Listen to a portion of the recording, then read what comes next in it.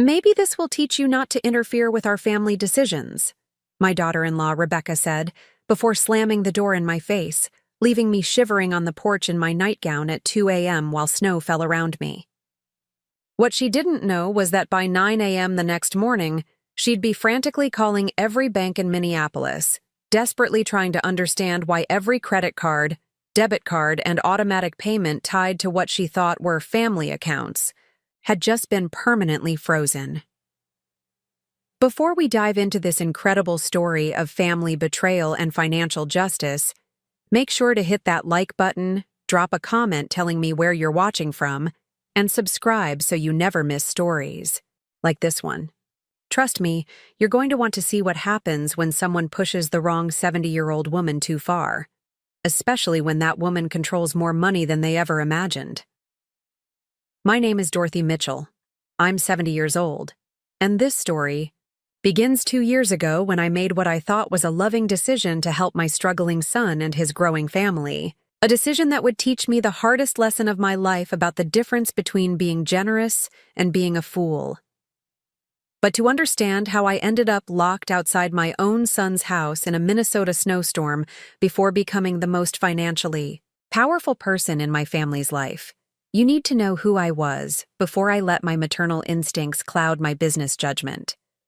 For 38 years, I was Dorothy Mitchell, founder and CEO of Mitchell Financial Services, one of the most successful independent wealth management firms in the upper Midwest. I didn't just manage money, I grew fortunes. My company specialized in investment strategies for high net worth individuals, and I had built a client base that included everyone from tech entrepreneurs to professional athletes to old money families who had trusted the Mitchell name for decades. I started with nothing but a finance degree from the University of Minnesota and a $10,000 inheritance from my grandmother when my husband Paul died in a car accident at age 35, leaving me with a 3-year-old son Michael and a determination to never be financially vulnerable again. My first client was myself. I took that $10,000 inheritance and built it into $50,000 through careful stock selections and bond investments within 18 months. Word spread through our church and neighborhood about the young widow who seemed to have a gift for making money grow, and people started asking for advice. What began as informal financial guidance for friends became a small consulting practice, which grew into a registered investment advisory firm, which eventually became Mitchell Financial Services, a company managing over $800 million in client assets by the time I was 60. But I didn't just manage other people's money. I practiced what I preached, building my own investment portfolio through decades of disciplined saving, smart stock picks, real estate investments, and compound growth that most people can only dream about. The first major investment that really changed my trajectory was a commercial real estate deal in downtown Minneapolis in 1987. I partnered with 2 other investors to purchase a struggling office building for $1.2 million. While my partners focused on immediate rental income, I saw the potential for the entire downtown area to revitalize over the next decade. I was right. By 1995, that building was worth $4.8 million, and my share of the profits funded my next 3 major investments. A portfolio of rental properties in upscale Minneapolis suburbs, a stake in a startup software company that would eventually be acquired by Microsoft, and most lucratively, early investments in medical device companies that would become leaders in the Minneapolis-St. Paul Medical Technology Corridor. By my 50th birthday, I owned my investment firm outright, had a diversified portfolio worth $3.2 million, and was generating passive income that exceeded most people's salaries. But I didn't stop there. I continued to reinvest, diversify, and grow my wealth through careful analysis and strategic patience. The software company investment alone returned 4,800% when Microsoft acquired it in 2001. The medical device investments multiplied 20-fold as Minneapolis became a global hub for healthcare innovation. My real estate holdings appreciated consistently, and my bond portfolio provided steady income through every market cycle. By my 65th birthday, My personal net worth had reached $12 million. By my 70th birthday, it had grown to $18 million, not including my company's value or the various trusts and investment vehicles I had established over the years. I owned my Minneapolis penthouse outright, a $2.3 million property overlooking the Mississippi River with floor-to-ceiling windows and a wraparound terrace that provided stunning views of the city skyline. The penthouse occupied the entire top floor of the Carlisle Tower, with 3,200 square feet of elegant living space, 2 master suites, a gourmet kitchen with professional-grade appliances, and a wine cellar that housed my collection of vintage bottles from around the world. I also owned a lake house in Brainerd, Minnesota, a $1.8 million property on Gull Lake with 200 feet of private shoreline, a custom-built log home with 6 bedrooms, a guest cottage, and a boathouse with a vintage Chris Craft speedboat that I had restored myself during my early teen retirement years. My investment portfolio was diversified across multiple asset classes and geographic regions. Blue-chip dividend stocks that paid quarterly income, municipal bonds from stable municipalities that provided tax-free interest, commercial real estate partnerships in growing markets across the Midwest, international equity funds that provided exposure to emerging markets, and a commodities portfolio that included gold, silver, and agricultural futures that served as inflation hedges. Most importantly, I had built multiple streams of passive income that generated approximately $85,000 per month without me having to work. Dividends from my stock portfolio provided $28,000 monthly. Rental income from my real estate investments generated $31,000 monthly. Bond interest payments added another $15,000 monthly, and my share of profits from various business partnerships contributed an additional $11,000 monthly. This wasn't money I had to earn through active work. It was money that flowed into my accounts automatically, month after month, year after year, whether I was sleeping, traveling, or helping ungrateful family members who had no idea how wealthy their benefactor actually was. I had created what every financial advisor dreams of: true financial independence that could support any lifestyle I chose, fund any emergency that arose, and provide generational wealth for my family if I decided they deserved it.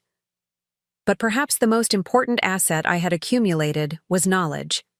38 years of managing investments had taught me how money really works, how wealthy families protect and grow their assets, and most crucially, how to structure financial arrangements to maintain control and protect against exploitation. Understood trusts, estate planning, tax optimization, and asset protection strategies that most people never learn.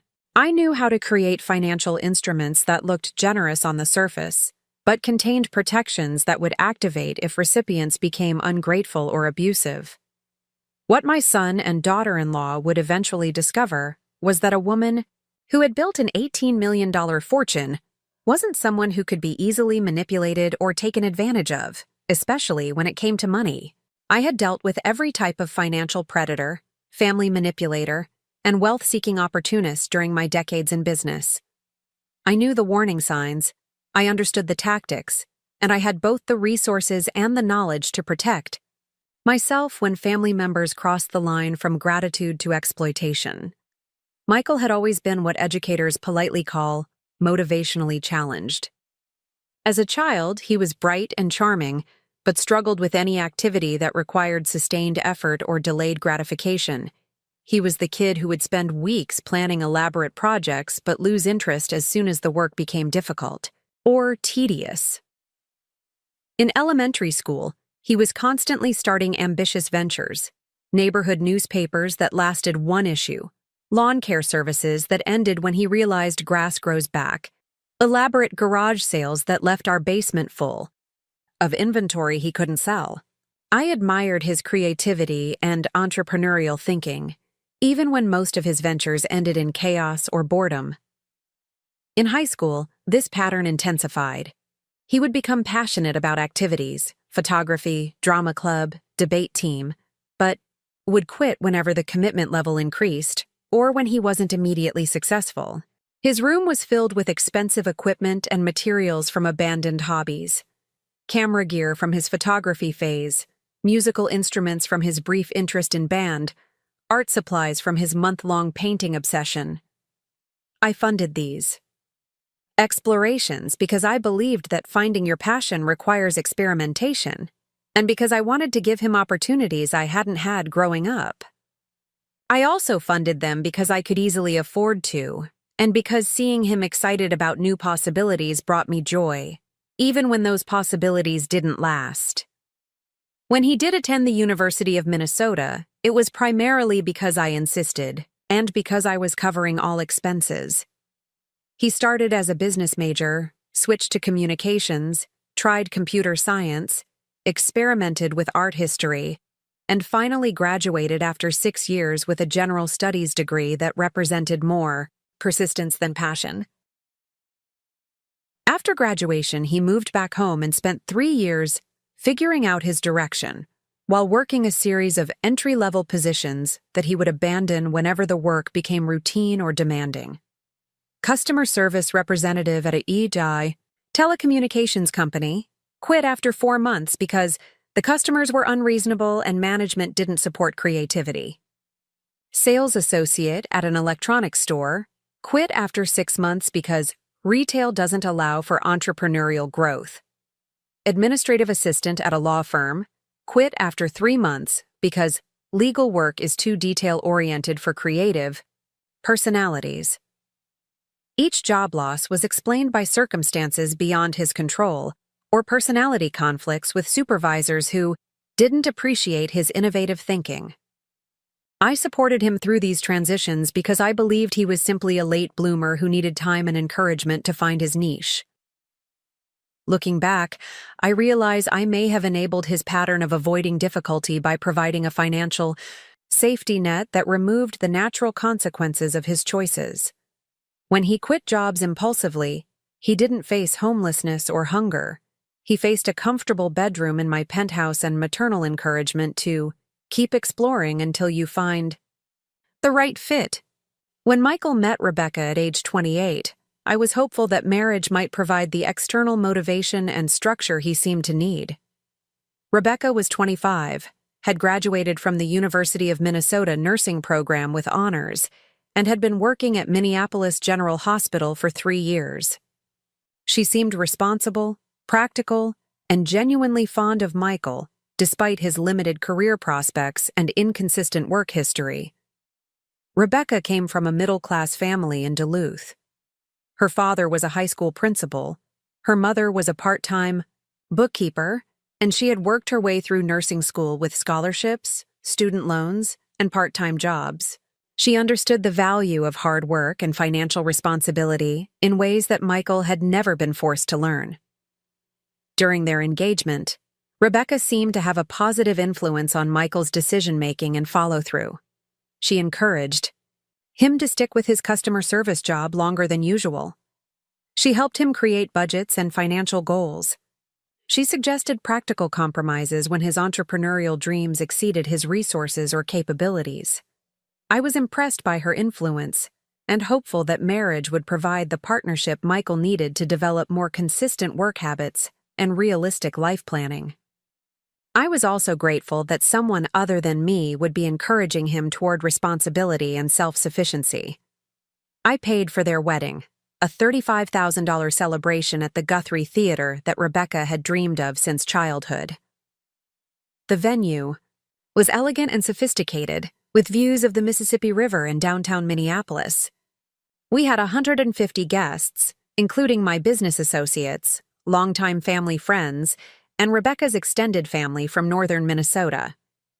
The reception featured a 7-course dinner prepared by the Guthrie's executive chef, open bar with premium liquors, live music from a jazz quartet, and floral arrangements that transformed the theater's event space into something worthy of a magazine spread. Rebecca's dress was a custom design from a local boutique that specialized in bridal couture, and Michael wore a tailored tuxedo that actually made him look like the successful businessman I hoped he would eventually become. I was happy to fund their dream wedding because I could easily afford it, because I wanted to welcome Rebecca into our family with generosity and celebration, and because I hoped this investment in their happiness would contribute to a successful marriage that would benefit both of them. When they started looking for their first house 6 months later, I provided the $40,000 down payment as a wedding gift. The house was a modest 4-bedroom colonial in Minnetonka, a suburb with excellent schools and a family-friendly community. The mortgage payments were manageable on their combined income, and the house provided space for the family they were planning to start. Rebecca was earning $65,000 annually as a hospital nurse, and Michael had finally found relatively stable employment as a property manager for a large apartment complex, earning $48,000 annually. Together, their $113,000 household income was sufficient to support their mortgage, living expenses, and modest lifestyle, especially with the boost my down payment gift had provided. For the first year of their marriage, this arrangement seemed to work well for everyone. Michael was more consistent about work when he had mortgage payments and household responsibilities. Rebecca managed their finances carefully and seemed to be building the stable family life she had always wanted. I enjoyed being a generous mother-in-law who could provide opportunities and security that enhanced their quality of life without creating dependency. I thought I was witnessing the successful maturation of my son and the beginning of a financially responsible family unit. What I was actually witnessing was the calm before a storm of escalating demands and expectations that would gradually transform my generous support into systematic exploitation. When Emma and Jacob were born 2 years after the wedding, I was in the delivery room and immediately opened college savings accounts for each child with initial deposits of $25,000. I had watched too many families struggle with college costs to let my grandchildren face those financial pressures, and I wanted to ensure their educational opportunities would be limited only by their abilities and interests, not by their parents' resources. The twins were beautiful, healthy babies who brought tremendous joy to our family. Emma was born first, 15 minutes ahead of Jacob, and from the beginning she was alert, curious, and seemed to study the world around her with intense focus. Jacob was more relaxed, content to sleep and eat and watch his surroundings with calm attention. As they grew into toddlers, their personalities became more distinct. Emma was adventurous and determined, the kind of child who would climb furniture, explore cabinets, and test every boundary with fearless persistence. Jacob was thoughtful and observant, preferring to watch Emma's experiments before deciding whether to try them himself. I loved being a grandmother and was actively involved in their daily care during their early years. I would babysit several evenings per week so Michael and Rebecca could have date nights or rest time. I attended every pediatric appointment, helped with feedings and diaper changes, and spent countless hours reading stories, playing games, and teaching them songs and nursery rhymes. When Rebecca decided to reduce her nursing schedule to part-time after the twins were born, I supported the decision both emotionally and financially. Having twins is exhausting under the best circumstances, and I understood her desire to focus on motherhood during those crucial early years. The reduction in Rebecca's income, from $65,000 annually to approximately $35,000 for part-time work, created some financial pressure on their household budget, but I was happy to help with extra expenses that arose from having 2 babies. Daycare costs, medical expenses not covered by insurance, additional clothing and equipment, and the general increase in household costs that comes with expanding from 2 people to 4. I contributed approximately $15,000 during the twins' first year to help cover these additional expenses, and I considered it money well spent to ensure that Emma and Jacob had everything they needed and that Rebecca could focus on motherhood without financial stress. During their toddler years, I continued to be actively involved and financially supportive. When they outgrew their cribs and needed toddler beds, I purchased beautiful matching bedroom sets that would grow with them through their elementary years. When they needed car seats, strollers, high chairs, and the endless array of equipment that toddlers require, I provided those items as gifts that gave me joy to give and that made their parents' lives easier. When Emma showed early interest in music, I bought a small piano and arranged for beginner lessons. When Jacob demonstrated mechanical aptitude with building blocks and simple machines, I provided increasingly sophisticated construction sets and educational toys that encouraged his engineering interests. I loved watching them discover their individual personalities and talents, and I was grateful to have the resources to support their development in ways that their parents might not have been able to afford independently. What I didn't recognize at the time was that my generous support was gradually training Michael and Rebecca to expect external funding for any expense that exceeded their basic budget. Instead of learning to prioritize, save, and make difficult choices about discretionary spending, they were learning that "Dorothy will handle it" was a viable financial strategy. By the time the twins turned 3, I was contributing approximately $25,000 annually to support various aspects of their family life. Not just emergency expenses or special occasions, but regular ongoing costs that had somehow become my responsibility, rather than expenses that Michael and Rebecca needed to plan and budget for themselves. But I was happy to provide this support because I loved my family, because I could easily afford these contributions, and because I believed I was investing in the twins' development and their parents' success. What I was actually doing was creating a dynamic where my financial support became an expectation rather than a gift, and where Michael and Rebecca began to make decisions based on what I could afford rather than what they could afford. The foundation was being laid for the exploitation and entitlement that would escalate dramatically over the following years. But at the time, it felt like I was simply being a loving grandmother and supportive mother who was blessed with the resources to make her family's life easier and more opportunities available. When the twins turned 5 and it was time to consider kindergarten options, the conversation about their education became the first major sign of the entitlement that would eventually characterize Michael and Rebecca's approach to my financial support. The neighborhood public school was perfectly adequate, well-funded, experienced teachers, solid academic programs, and diverse student body that would provide Emma and Jacob with exposure to children from various backgrounds and economic circumstances. The school was highly rated, had excellent facilities, and would provide a strong educational foundation at no cost to the family. But Rebecca had been researching private schools and had become convinced that Emma and Jacob needed a more enriched educational environment to reach their full potential. "Dorothy, I've been visiting schools, and I think the twins would really benefit from smaller class sizes and more individualized attention," Rebecca explained during one of our Sunday dinners. "The public school has 28 children per kindergarten class, but St. Catherine's Academy has only 15 children per class and 2 teachers in each room." St. Catherine's Academy was indeed an excellent school with a strong academic reputation, beautiful facilities, and programs that emphasized both academic achievement and character development.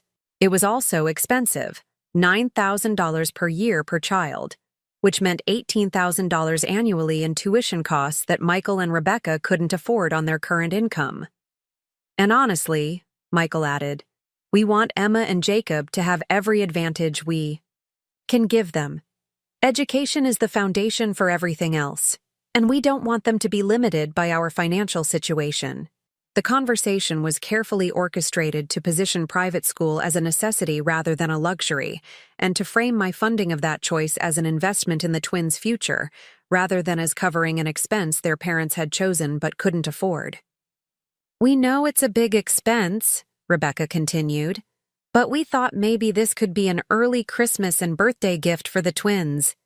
Instead of buying them toys they'll outgrow, we could invest in education that will benefit them for their entire lives." The request was presented as my idea rather than their demand, and as a substitution for other gifts rather than an additional expense. They had calculated exactly how to make the request seem reasonable while avoiding any acknowledgement that they were asking me to fund a $18,000 annual commitment that would continue for the next 13 years of the twins' education. I agreed to pay for private school because I believed in the value of excellent education, because I wanted Emma and Jacob to have opportunities that would maximize their potential, and because I could afford the expense without financial hardship. But, more importantly, I agreed because I trusted Michael and Rebecca's judgment about what was best for their children, and I wanted to support their parenting decisions rather than create conflict about educational choices. What I didn't realize was that this decision established a precedent that my financial support would be available for any expense that Michael and Rebecca deemed beneficial for their family, regardless of whether they could afford those expenses themselves or had explored less costly alternatives. The private school tuition became the first major recurring expense that I was expected to handle without ongoing discussion or annual reconsideration. It was simply understood that Dorothy would pay for St. Catherine's Academy, and that this expense would continue throughout the twins' educational careers without regard to changes in Michael and Rebecca's income or my willingness to continue funding their choices.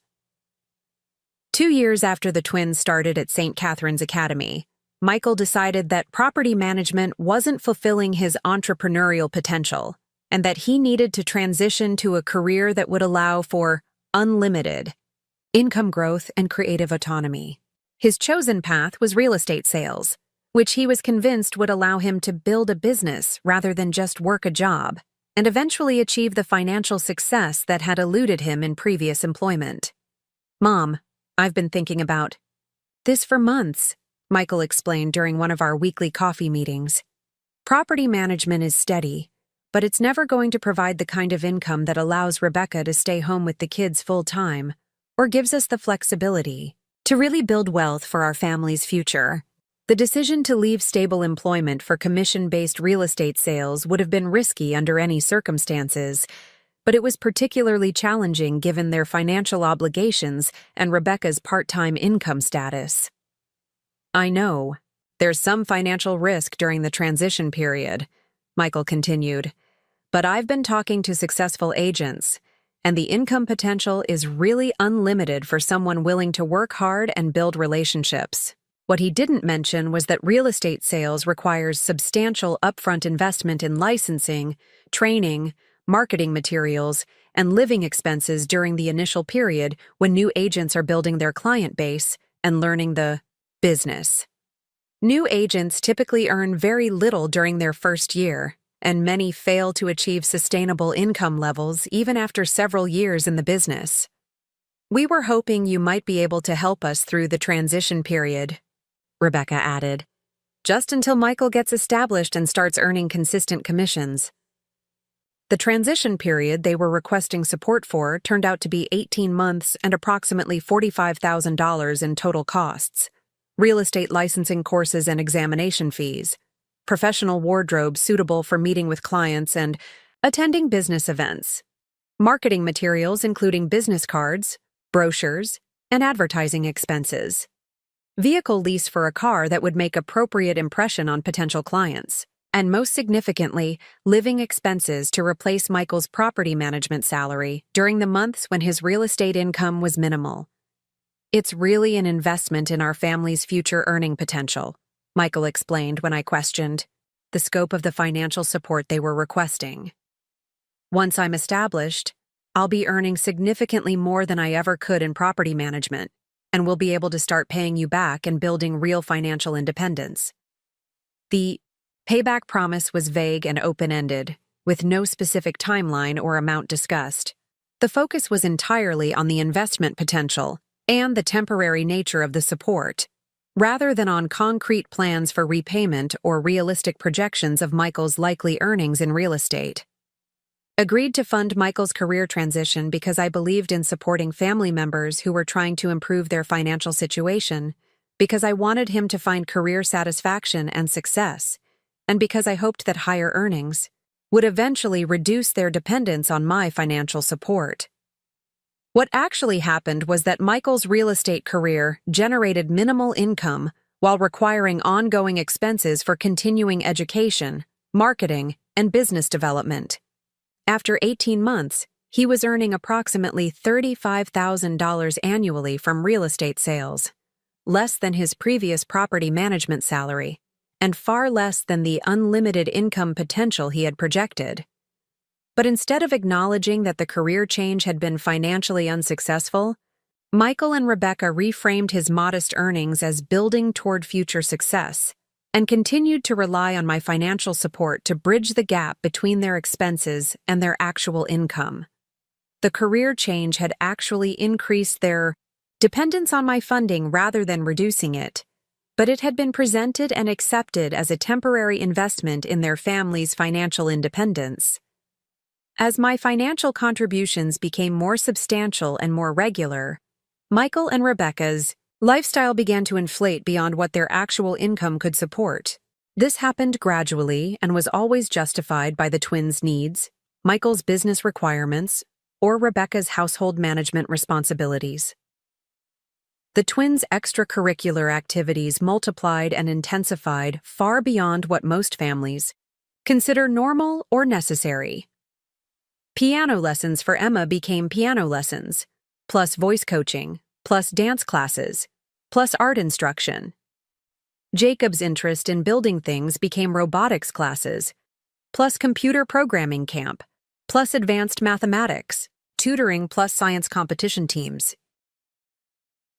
Each activity was presented as educational enrichment that would benefit the twins' development, but collectively they represented approximately $1,200 per month in fees, equipment, and transportation costs. We want Emma and Jacob to have the opportunity to discover their passions and develop their talents, Rebecca would explain. So many successful adults trace their achievements back to childhood activities that sparked their interests. Family vacations became annual expectations rather than special treats, and the destinations and expenses escalated each year. Disney World when the twins were 7, $8,000 for flights, hotel, park tickets, meals, and souvenirs. A Caribbean cruise when they were 8, $9,500 for the cruise, flights, shore excursions, and vacation wardrobe. A ski trip to Colorado when they were 9, $12,000 for travel, lodging, lift tickets, equipment rental, lessons, and meals. Each vacation was justified as family bonding time and creating memories that will last a lifetime, but they were also documented extensively on social media in ways that suggested Michael and Rebecca were living a lifestyle far beyond their actual means. Rebecca had started a family blog called The Mitchell Family Adventures that chronicled their vacations, activities, and daily life with carefully curated photographs and aspirational content. The blog generated no income, but required ongoing investment in photography equipment, editing software, and promotional activities that were presented as building our family brand and documenting the twins' childhood. Most concerning was the way these lifestyle choices were presented to me as decisions that had already been made rather than options that were being considered. Vacation bookings, activity registrations, and equipment purchases would appear as accomplished facts requiring my immediate payment, rather than as proposals for my consideration and approval. Dorothy, I've registered Emma for the advanced dance intensive this summer, Rebecca would announce. The program fee is $2,800, and she'll need new performance outfits and shoes. The dance director says she has real potential, and this program could open doors for her. Mom, I've put a deposit down on the Colorado ski condo for next winter, Michael would inform me. The rates go up after March, so I wanted to secure our dates early. The total cost will be about $11,000, but it's going to be such an amazing experience for the kids. These announcements were structured to make refusal seem cruel or unreasonable. How could I deny Emma her dance potential? How could I disappoint the twins by canceling their ski vacation? How could I prioritize money over family experiences and children's opportunities? But cumulatively, these decisions represented a lifestyle that required approximately $85,000 annually in expenses beyond what Michael and Rebecca could afford on their actual income. Private school tuition, mortgage assistance, utility payments, insurance premiums, vehicle expenses, extracurricular activities, vacations, clothing, and household expenses that they couldn't support independently. By the time the twins turned 10, I was essentially funding a upper-middle-class lifestyle for a family whose actual income was firmly middle class. They were living in a beautiful home, taking expensive vacations, providing their children with premium educational and recreational opportunities, and maintaining the appearance of financial success while being completely dependent on my contributions to sustain their chosen standard of living. The most troubling aspect wasn't the amount of money I was contributing. I could easily afford these expenses. The troubling aspect was the complete transformation in how these contributions were requested, received, and acknowledged. What had begun as grateful requests for assistance had evolved into matter-of-fact announcements about expenses that I was expected to handle without question or complaint. Michael and Rebecca had stopped asking for help and started informing me about costs that required my attention. They had stopped expressing gratitude and started expressing expectations. They had stopped treating my contributions as generous gifts and started treating them as natural family resources that I was obligated to provide. Most significantly, they had stopped making any effort to live within their means or to develop financial independence. Instead of viewing my support as temporary assistance that would help them build towards self-sufficiency, they had restructured their entire lifestyle around the assumption that Dorothy's funding would be available indefinitely for any expense they deemed worthwhile. The stage was set for the escalation that would eventually push my tolerance beyond its breaking point. They had established a pattern of escalating demands, diminishing gratitude, and increasing entitlement that would eventually lead them to cross boundaries I didn't even know I had. But first, they would need to test exactly how far their advantage extended and how much control they had gained over my resources, my decisions, and my life. That test was coming sooner than any of us realized, and the results would surprise everyone involved, especially Michael and Rebecca, who had seriously miscalculated the extent of their power and the limits of my patience. The second year of what I now recognize as systematic financial exploitation began with what Rebecca called a family financial optimization meeting. She had prepared spreadsheets, printed articles about multi-generational wealth management, and arranged the dining room table like a corporate boardroom to discuss our family's financial future. "Dorothy, we've been thinking about how we can be more strategic about our financial planning," Rebecca began, her laptop open to a PowerPoint presentation she had clearly spent considerable time preparing. "Right now, we're handling expenses in a somewhat random way, and we think there might be more efficient approaches that benefit everyone." The presentation was impressive in its thoroughness and manipulative in its implications.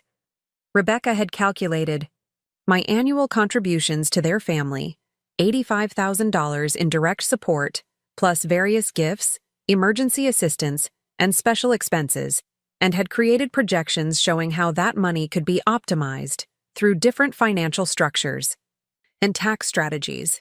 "For instance," she continued, clicking through slides that looked professionally designed, "instead of you paying the twins' tuition directly, we could set up educational trusts that provide tax advantages and create more formal structures for their college planning." Michael jumped in with enthusiasm that seemed genuine but felt rehearsed. "Mom, what Rebecca has discovered is that we've been thinking too small about family financial planning. Instead of handling expenses year by year, we should be thinking about long-term wealth management strategies that protect everyone's interests." The optimization they were proposing involved consolidating many of my financial contributions into regular monthly transfers that would give them more predictable access to funding while creating tax advantages that would primarily benefit their household rather than mine. "We're not asking for more money," Rebecca was careful to emphasize. "We're asking for smarter money management that makes the same contributions work more effectively for everyone." But buried in the details of their proposal were several concerning elements that would have transferred significant control over my financial decisions to their preferences and priorities. Joint accounts for family expenses that would give them direct access to funds without requiring my approval for each expenditure. Automatic transfers that would make their monthly budget independent of my ongoing willingness to provide support. And most troubling, financial arrangements that would make it difficult for me to reduce or eliminate my contributions without causing immediate hardship for their household. This is really about creating financial security for the twins, Michael explained. Right now, if something happened to you, or if your financial situation changed, Emma and Jacob's education and opportunities would be at risk. This structure would protect their stability regardless of future circumstances. They were presenting their proposal as protecting the twins from potential changes in my financial situation, but what they were actually requesting was protection from potential changes in my willingness to continue subsidizing their lifestyle indefinitely. I agreed to consider their proposals because they seemed thoughtful and well-researched, and because I wanted to be open to suggestions that might benefit everyone involved. But I also insisted on reviewing any proposed changes with my own financial advisor before implementing them. What I discovered during that review was that every optimization Rebecca had suggested would have reduced my control over my own money while increasing their access to it. The tax advantages were minimal for someone in my financial situation, but the convenience advantages for Michael and Rebecca were substantial. My financial advisor, James Chen, was diplomatically direct in his assessment. Dorothy, these arrangements would essentially convert your voluntary financial support into mandatory financial obligations. Once these structures are in place, withdrawing your support would be legally and practically complicated and would likely create significant hardship for your family. And what about the tax advantages they've calculated? The tax benefits are real but modest for someone with your income level and asset base. The primary beneficiaries of these arrangements would be Michael and Rebecca, who would gain access to predictable monthly income without the uncertainty of requesting your approval for each expense. I declined to implement their financial optimization plan, explaining that I preferred to maintain flexibility in my financial arrangements and that I wasn't comfortable with the level of ongoing obligation their proposals would have created. Michael and Rebecca accepted my decision with what seemed like understanding, but I later realized that my refusal to formalize their access to my money prompted them to pursue alternative strategies for securing their financial dependence on me.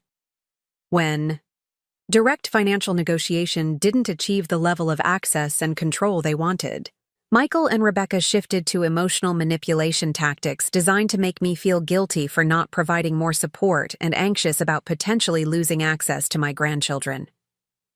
The campaign began with subtle expressions of financial stress that were designed to make me worry about their well-being without explicitly asking for additional help.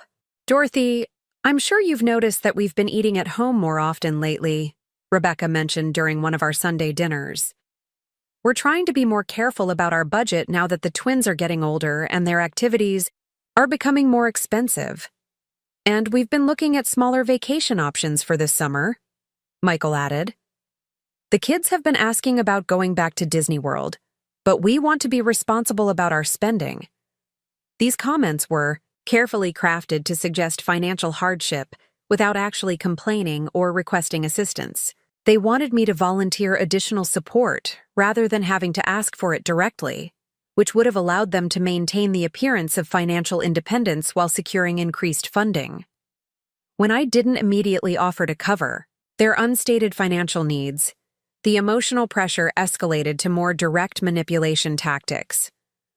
Mom, I'm worried about Emma and Jacob, Michael said during one of our weekly coffee meetings.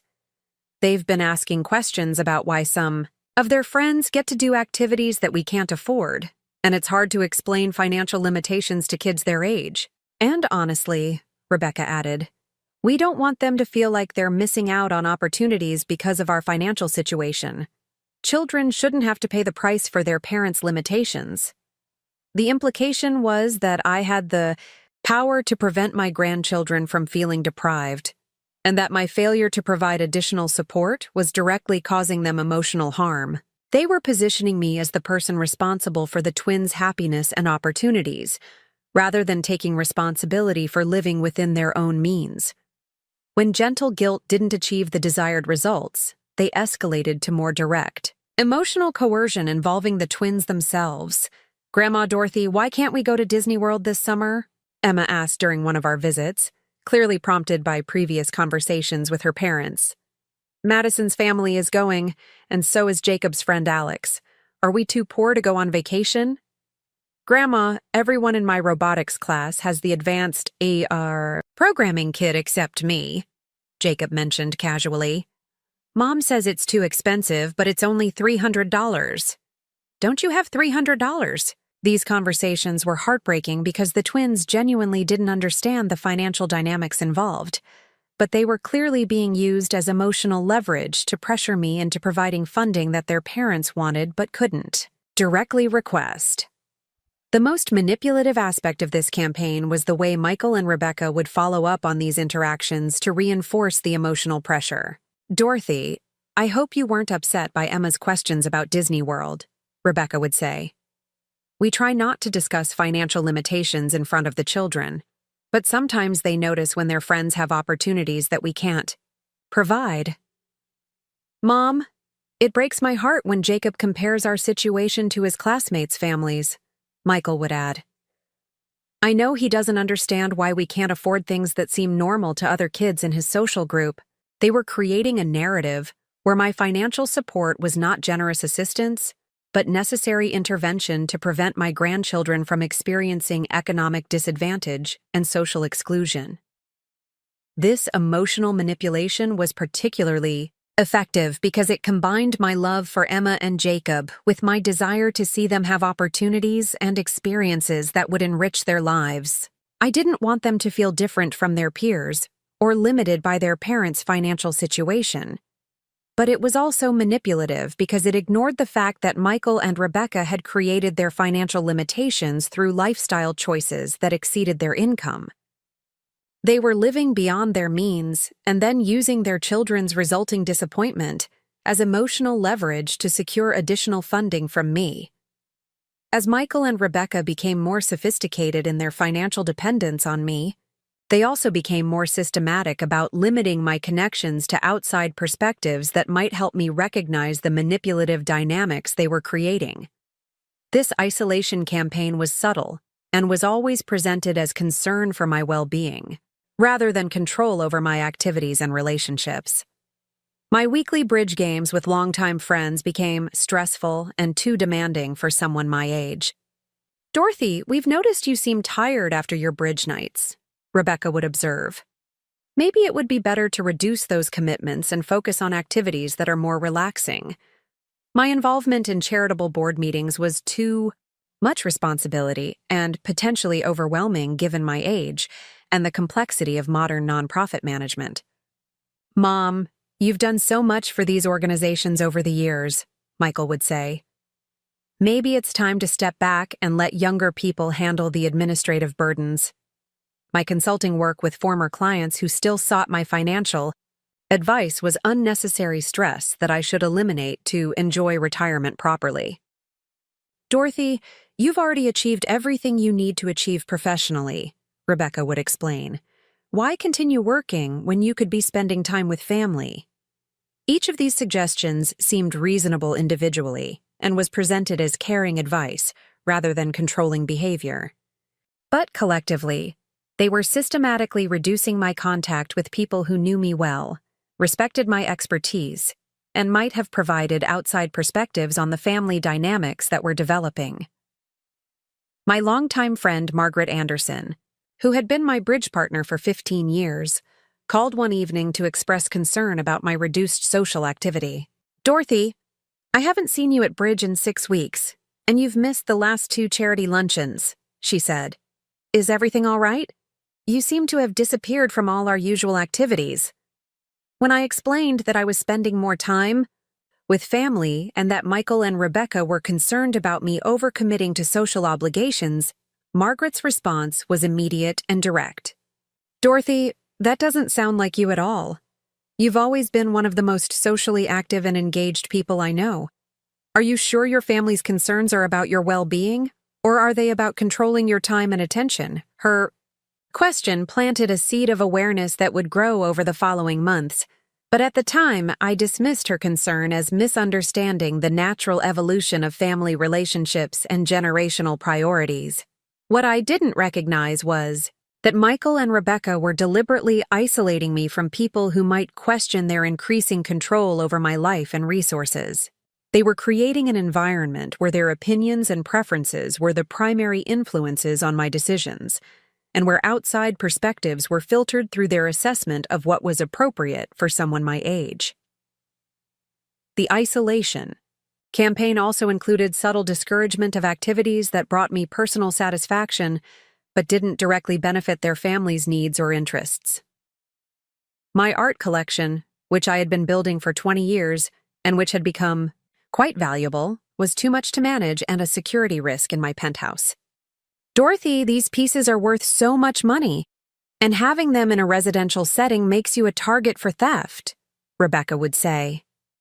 "Maybe you should consider donating them to museums where they'd be properly secured and appreciated." My wine collection, which included vintage bottles that had appreciated significantly in value, was dangerous for someone my age to maintain. "Mom, climbing around in that wine cellar isn't safe," Michael would worry. "What if you fell and got hurt? Maybe it's time to sell the collection and eliminate that risk." My travel plans, which had always included international trips to visit art museums and explore different cultures, were too strenuous and risky for someone my age. "Dorothy, international travel is so complicated now, and what if you had a medical emergency in a foreign country?" Rebecca would fret. "Maybe it's safer to focus on domestic destinations that are closer to family." Each suggestion was framed as concern for my safety and well-being, but the cumulative effect was to discourage activities that gave me personal fulfillment, and to redirect my time, energy, and resources toward family-centered activities that served their interests rather than mine. Perhaps the most insidious aspect of Michael and Rebecca's systematic takeover was the gradual erosion of my authority in financial decisions that involved my own money. This process began with requests for my input on family financial decisions, evolved into expectations that I would participate in their financial planning, and eventually became assumptions that their financial needs took priority over my personal preferences and goals. The twins' education provided the perfect vehicle for this authority transfer. When Emma and Jacob were in 4th grade, Rebecca decided that they needed additional academic support to maintain their competitive position at St. Catherine's Academy. "Dorothy, we've been meeting with the twins' teachers, and they've recommended supplemental tutoring in mathematics and advanced reading comprehension," Rebecca announced during one of our family dinners. "The school has identified both children as gifted learners who would benefit from individualized instruction beyond what classroom teaching can provide." The tutoring program Rebecca had selected cost $400 per week per child, $800 weekly, or approximately $3,200 monthly during the school year. Over a full academic year, the cost would exceed $25,000, which was beyond what Michael and Rebecca could afford, but which they expected me to fund as an educational investment. "We've already spoken with the tutoring center and scheduled assessments for both children," Michael added. "They have an opening in their advanced program starting next week, but we need to confirm enrollment by Wednesday." The timing pressure was artificial. There was no legitimate reason why tutoring decisions needed to be made within days, but it was designed to prevent me from thoroughly researching the program, considering alternatives, or negotiating the scope and cost of the services. More importantly, Michael and Rebecca had already made commitments and created expectations with the children without consulting me about funding, then presented those commitments as established facts that required my immediate financial support. "Emma and Jacob are so excited about the program," Rebecca continued. "Emma especially is looking forward to advanced mathematics, and Jacob is thrilled about the creative writing component. We told them they'd be starting next week." By involving the twins in their planning and creating excitement about the program before securing funding, they had made it emotionally difficult for me to decline or delay the expense. Saying no would mean disappointing my grandchildren and disrupting plans that had already been presented to them as confirmed. This pattern repeated across multiple decision areas. Family vacation plans would be researched, destinations selected, and reservations made before I was informed about the costs and asked to provide funding. Extracurricular activities would be chosen, schedules arranged, and equipment purchased before I was consulted about the expenses involved. We wanted to handle all the logistics so you wouldn't have to worry about the details, Michael would explain when I questioned this approach. We know how busy you are, and we thought you'd prefer to just approve the overall plan rather than getting involved in all the coordination. But what was actually happening was that I was being excluded from decision-making processes while being expected to fund the results of those decisions. My role was being reduced to that of an ATM that provided money for choices made by other people, rather than a family member whose preferences and opinions were considered before financial commitments were made. The most concerning example occurred when Rebecca decided that their house needed significant renovations to better accommodate our growing family's needs. "Dorothy, we've been living in this house for 8 years, and it's starting to feel cramped with the twins getting older and needing more space," Rebecca explained during a carefully orchestrated conversation that occurred while we were touring their home and observing various problems that needed to be addressed. "The kitchen is too small for family gatherings," she pointed out. "The twins are sharing a bathroom that's inadequate for teenagers. The basement is unfinished, so there's no dedicated space for their activities and homework." The renovation plan Rebecca had developed would cost approximately $120,000 and would transform their modest colonial into a much more luxurious family home. Kitchen expansion with premium appliances and custom cabinetry, additional bathroom construction, basement finishing with dedicated study areas and entertainment space, master bedroom suite expansion with walk-in closets and spa-style bathroom. We've gotten quotes from 3 contractors, and we think this investment will significantly improve our family's quality of life while adding substantial value to the property, Michael added, showing me detailed plans and cost estimates that he had clearly been working on for months. "And honestly," Rebecca continued, "with the twins approaching teenage years, we really need more space and better facilities to maintain the kind of home environment that supports their academic and social development."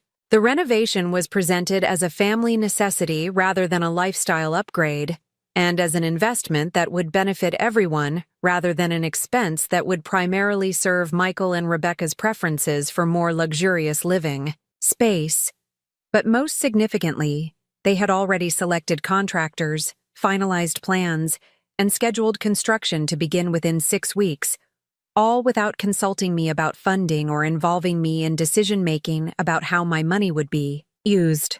"We wanted to handle all the planning and coordination so you wouldn't have to be involved in the stressful aspects of renovation management," Michael explained. "We just need your approval for the funding, and we'll take care of everything else." Was being asked to write a $120,000 check for a project I had no input in designing, no control over implementing, and no authority to modify or cancel. My role was purely financial: provide the money and trust their judgment about how it should be spent. One of the most manipulative tactics that emerged during this period was Michael and Rebecca's use of manufactured health concerns to justify increased control over my activities and decisions. Despite being in excellent health for a 70-year-old, I had no chronic conditions, took no regular medications, maintained an active lifestyle, and received glowing reports from my annual physical examinations. They began to express worries about my well-being that were used to limit my independence and increase their oversight of my life. The campaign began with observations about normal age-related changes that they reframed as concerning symptoms requiring family intervention. "Dorothy, we noticed you seemed a little tired after your doctor appointment yesterday," Rebecca would mention.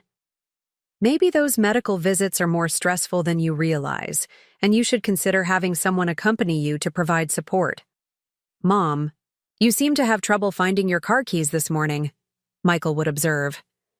"That kind of memory issue can be an early warning sign that we should take seriously. Any sign of normal fatigue, temporary forgetfulness, or minor physical discomfort was seized upon as evidence that I needed more supervision and assistance. When I mentioned having a headache, it became proof that I was under too much stress. When I forgot where I put my reading glasses, it was a sign of concerning cognitive changes. When I felt tired after a long day, it demonstrated that I was overexerting myself. These expressions of concern were always accompanied by offers to help by taking over responsibilities that I was perfectly capable of handling myself. Dorothy, managing all those investment accounts must be exhausting, Rebecca would say with apparent sympathy. Maybe it would be less stressful to consolidate some of those responsibilities with a family member who could handle the day-to-day monitoring. Mom, driving in Minneapolis traffic is getting more dangerous every year, Michael would worry.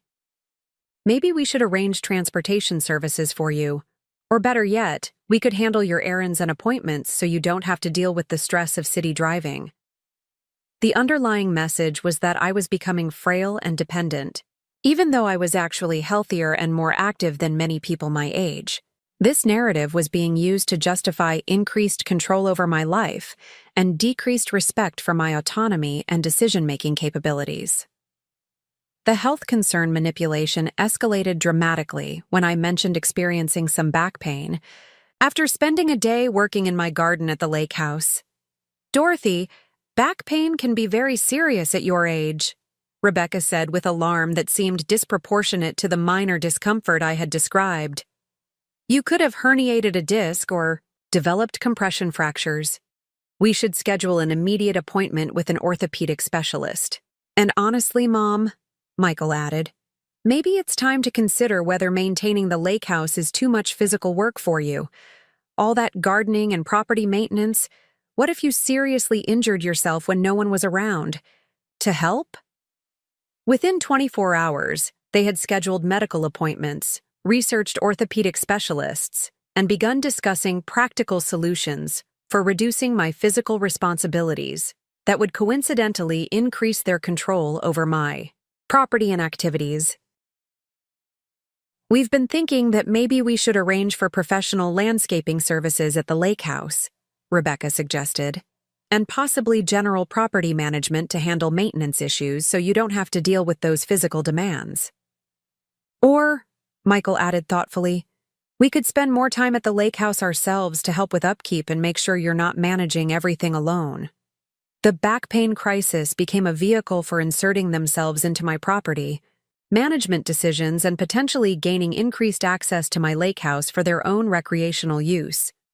When my back pain resolved within a few days with rest and over-the-counter anti-inflammatory medication, exactly as my doctor predicted, Michael and Rebecca didn't acknowledge that their concerns had been overblown.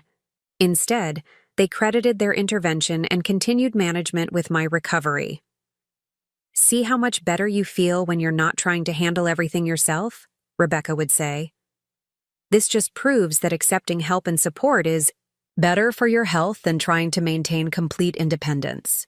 Perhaps the most troubling aspect of the evolving family dynamics was watching Emma and Jacob learn to view me as a convenient source of funding rather than a grandmother deserving respect and consideration.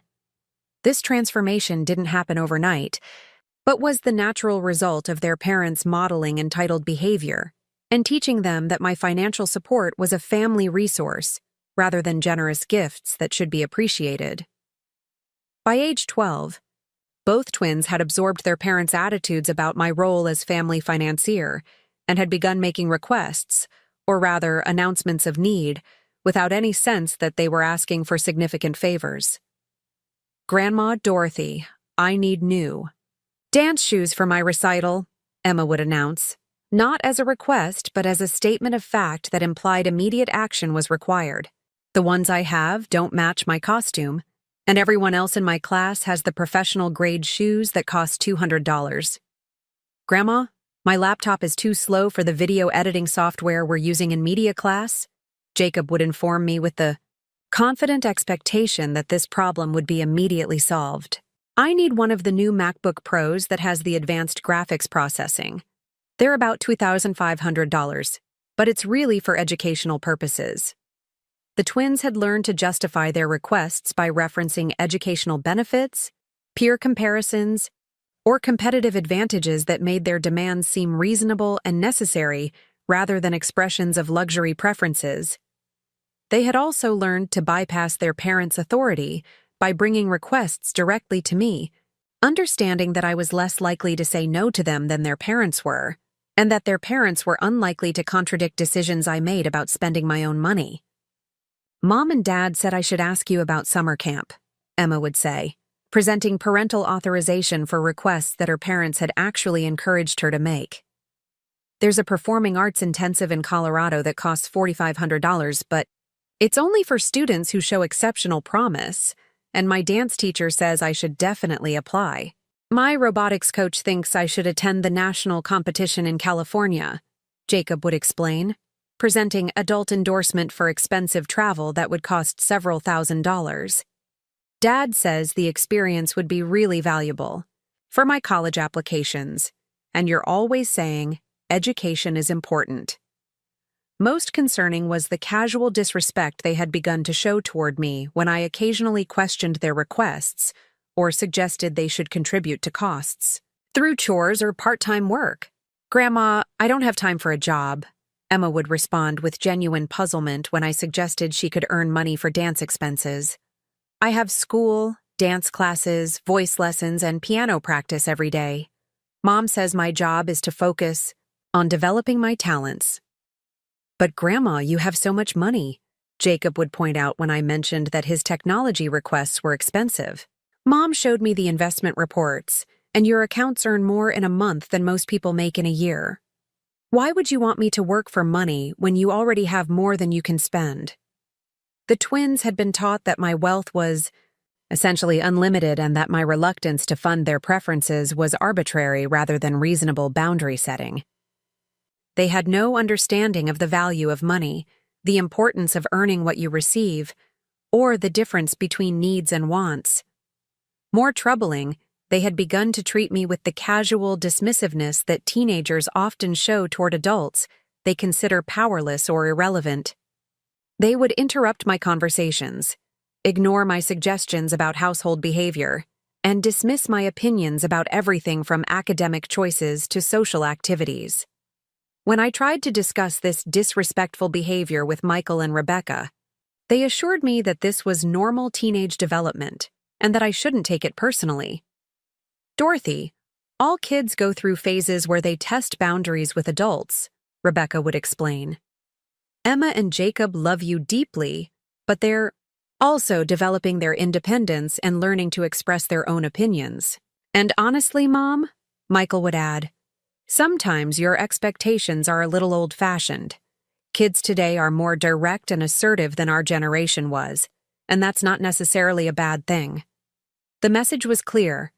Any attempt to demand respect or set boundaries with the twins would be seen as inappropriate interference in their parenting decisions and evidence that I didn't understand modern family dynamics. Was expected to provide unlimited financial support while accepting whatever level of respect and consideration the twins chose to show me, without any ability to influence their behavior or attitude toward me. As Michael and Rebecca became more comfortable with their dependence on my financial support, their expectations expanded beyond covering expenses to include active management of my investment decisions and estate planning. This expansion began with suggestions about optimizing my financial arrangements to better serve family needs, and evolved into assumptions that major financial decisions should be made collaboratively rather than independently. "Dorothy, we've been reviewing your investment portfolio, and we think there might be some opportunities for better diversification," Rebecca announced during one of our family dinners, referring to financial information that I had never shared with them, but which they had apparently accessed through means I didn't fully understand. "How did you review my investment portfolio?" I asked, confused about how they would have obtained that information. "Well, we're listed as emergency contacts on several of your accounts," Michael explained. "And when we were helping you organize your financial documents last month, we noticed some patterns that might benefit from professional review. I didn't remember asking them to help organize my financial documents or authorizing them to access my account information. but they proceeded as if this access was natural and appropriate given our family relationship. The point is, Rebecca continued, we think you might be taking on more investment risk than necessary for someone your age, and there might be strategies that provide better security while also creating more favorable tax treatment for family wealth transfer. The conversation revealed that they had been studying my financial situation in detail and developing opinions about how my money should be managed, invested, and ultimately distributed. They were positioning themselves as partners in my financial decision-making rather than beneficiaries of my generosity. We've made an appointment with an estate planning attorney who specializes in multi-generational wealth management, Michael informed me. We thought it would be valuable to get professional advice about structuring things in ways that benefit everyone. When did you make this appointment? Next Tuesday at 2 p.m. We'll pick you up and drive you there so you don't have to worry about downtown parking. They had made appointments with my financial advisors without consulting me, then presented those appointments as services they were providing for my convenience, rather than as presumptuous interference in my personal business affairs. The estate planning consultation was particularly revealing about their assumptions and expectations regarding my wealth. Mrs. Mitchell, the attorney began, your son and daughter-in-law have explained that you're interested in creating more efficient structures for transferring wealth to the next generation while maintaining income and control during your lifetime. Actually, I corrected, I haven't expressed interest in any wealth transfer strategies. I'm perfectly comfortable with my current financial arrangements. Michael and Rebecca exchanged glances before Michael spoke up. Mom, we thought you'd want to minimize estate taxes and create more certainty for Emma and Jacob's financial security. And honestly, Rebecca added, given how much you're already contributing to our family's expenses, it makes sense to structure those contributions in ways that provide tax advantages and create legal protections for everyone involved. They were reframing my voluntary financial support as the beginning of an estate transfer process that should be formalized and expanded, rather than as gifts that I could discontinue at any time based on my preferences and their behavior. The attorney's recommendations were sophisticated and would have provided significant tax advantages, but they would also have transferred substantial control over my assets to family members and created legal obligations that would have been difficult to modify if family relationships changed. These structures would ensure that your family's financial security isn't dependent on your ongoing decision-making, the attorney explained, and would provide protections that would benefit everyone if your capacity to manage financial affairs became compromised. The underlying assumption was that my independent financial management was temporary, and that responsible planning required transferring control to younger family members who would eventually inherit and manage my wealth anyway. I declined to implement the estate planning strategies Michael and Rebecca had recommended, explaining that I preferred to maintain full control over my assets and that I wasn't ready to begin formal wealth transfer processes. Their reaction to my decision was more intense than I expected and provided clear insight into their assumptions about their relationship to my money. Mom, you're being short-sighted about this, Michael said with frustration that seemed disproportionate to the situation. These strategies would benefit everyone, including you, and delaying implementation just costs money and unnecessary taxes.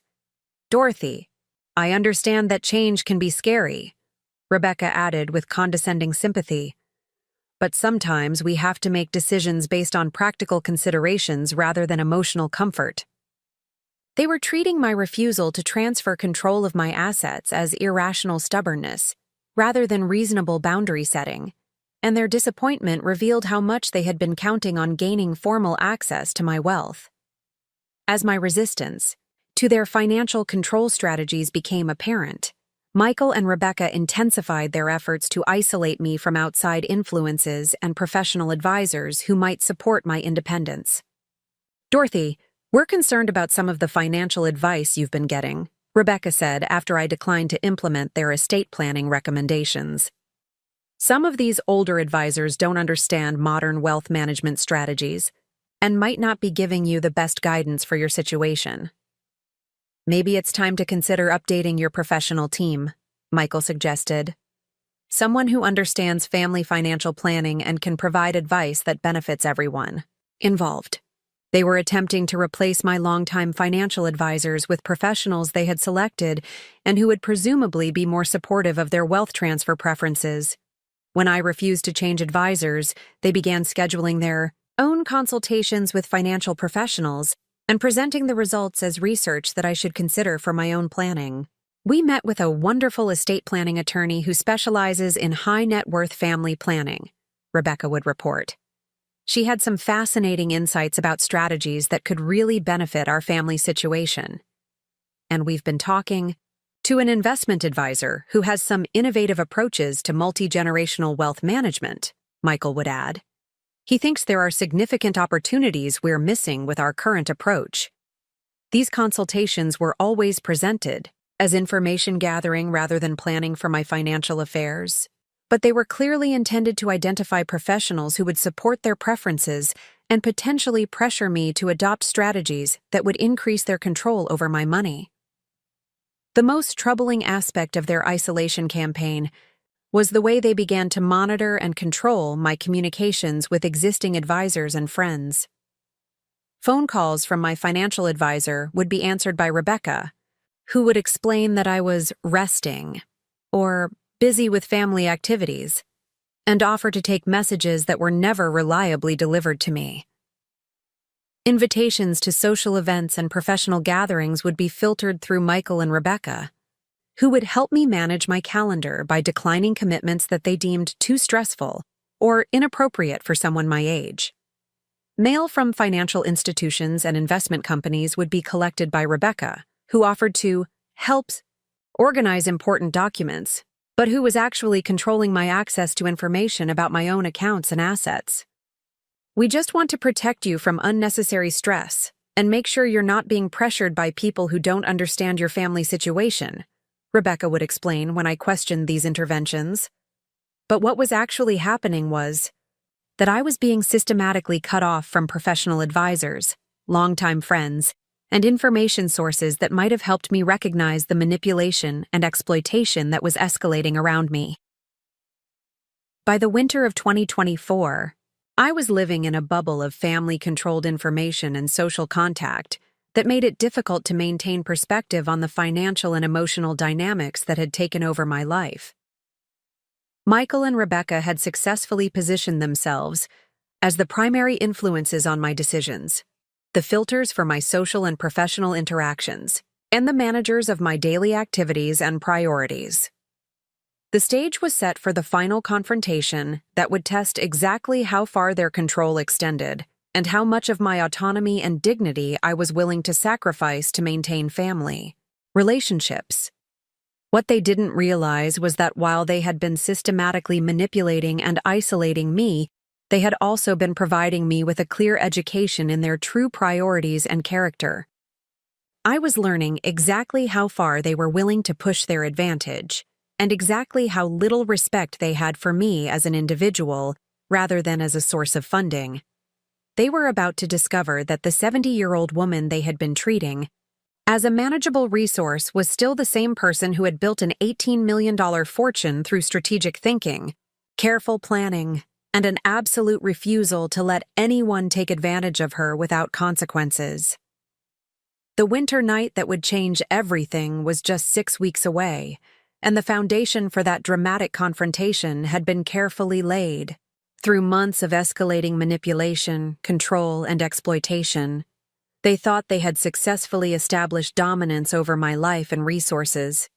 They were about to learn exactly how much power I still retained, and exactly how dangerous it could be to underestimate someone whose generosity they had mistaken for weakness. The conversation that would shatter my tolerance forever happened. On a frigid February evening, when Minneapolis was experiencing one of the worst blizzards in decades, the temperature had dropped to 15 degrees Celsius with wind chills reaching 35 degrees Celsius, and the city had issued warnings for residents to stay indoors unless absolutely necessary. I had been staying at Michael and Rebecca's house for 3 days because my penthouse building was experiencing heating system repairs, and they had insisted it would be safer and more comfortable for me to stay with them until the repairs were completed. What I didn't realize was that this temporary arrangement was actually a test to see how much control they could exert over my life and decisions when I was living under their roof and dependent on their hospitality. The evening started normally enough. We had finished dinner, the twins were doing homework in their rooms, and I was reading in the living room while Michael and Rebecca cleaned up in the kitchen. I could hear them talking quietly, but I wasn't paying attention to their conversation until their voices became more animated. "She's being completely unreasonable about the estate planning," Rebecca was saying, clearly frustrated. "We've given her multiple opportunities to do the right thing for the family, and she keeps refusing to consider what's best for everyone." "I know," Michael replied, his voice carrying a tone of exasperation I had never heard him use when discussing me. "Sometimes I think she's becoming selfish in her old age. She has more money than she could spend in 3 lifetimes, but she acts like helping her own family is some kind of burden." I felt my stomach clench as I realized they were discussing me as if I were a problematic obligation rather than the person who had been funding their lifestyle for the past 2 years. "And the way she questions every expense," Rebecca continued, "like we're trying to take advantage of her instead of just providing normal opportunities for our children. Emma and Jacob deserve the same advantages as their classmates, and Dorothy acts like we're being greedy for wanting the best for our kids. Maybe we need to be more direct about our expectations," Michael suggested. "She's going to leave us everything eventually anyway, so why is she making it so difficult to access resources that will ultimately benefit the family?" The casual assumption that they would inherit my wealth, combined with their resentment of my reluctance to give them more control over my money, revealed attitudes and expectations that shocked me to my core. "I've been thinking," Rebecca said, her voice dropping to a conspiratorial whisper. "Maybe it's time to have a serious conversation about Dorothy's living situation. This house is getting crowded with all of us here, and honestly, she's becoming more demanding and difficult to manage." "What do you mean?" "I mean, maybe it's time for her to consider assisted living or some kind of senior community where she'd have professional care, and we wouldn't have to worry about managing her needs, on top of everything else we're dealing with." My blood turned to ice as I realized they were discussing moving me into institutional care, not because I needed it, but because my presence in their lives had become inconvenient. "She's still pretty independent," Michael said doubtfully. "For now," Rebecca replied ominously. "But she's showing signs of cognitive decline, and her expectations about family financial support are becoming unrealistic. Maybe professional care would help her develop more appropriate perspectives about money, management, and family relationships." They were planning to use fabricated health concerns to justify moving me into assisted living, where I would presumably be easier to control and where they could gain power of attorney over my financial affairs. I sat in the living room, frozen with shock and betrayal, as I listened to my son and daughter-in-law discuss strategies for institutionalizing me so they could gain better access to my money. I confronted them immediately, walking into the kitchen with the calm determination that had served me well during 40 years of business negotiations. "I heard your conversation," I said quietly, watching their faces turn white with panic. "I heard you discussing assisted living facilities and my cognitive decline and your frustrations with my financial boundaries."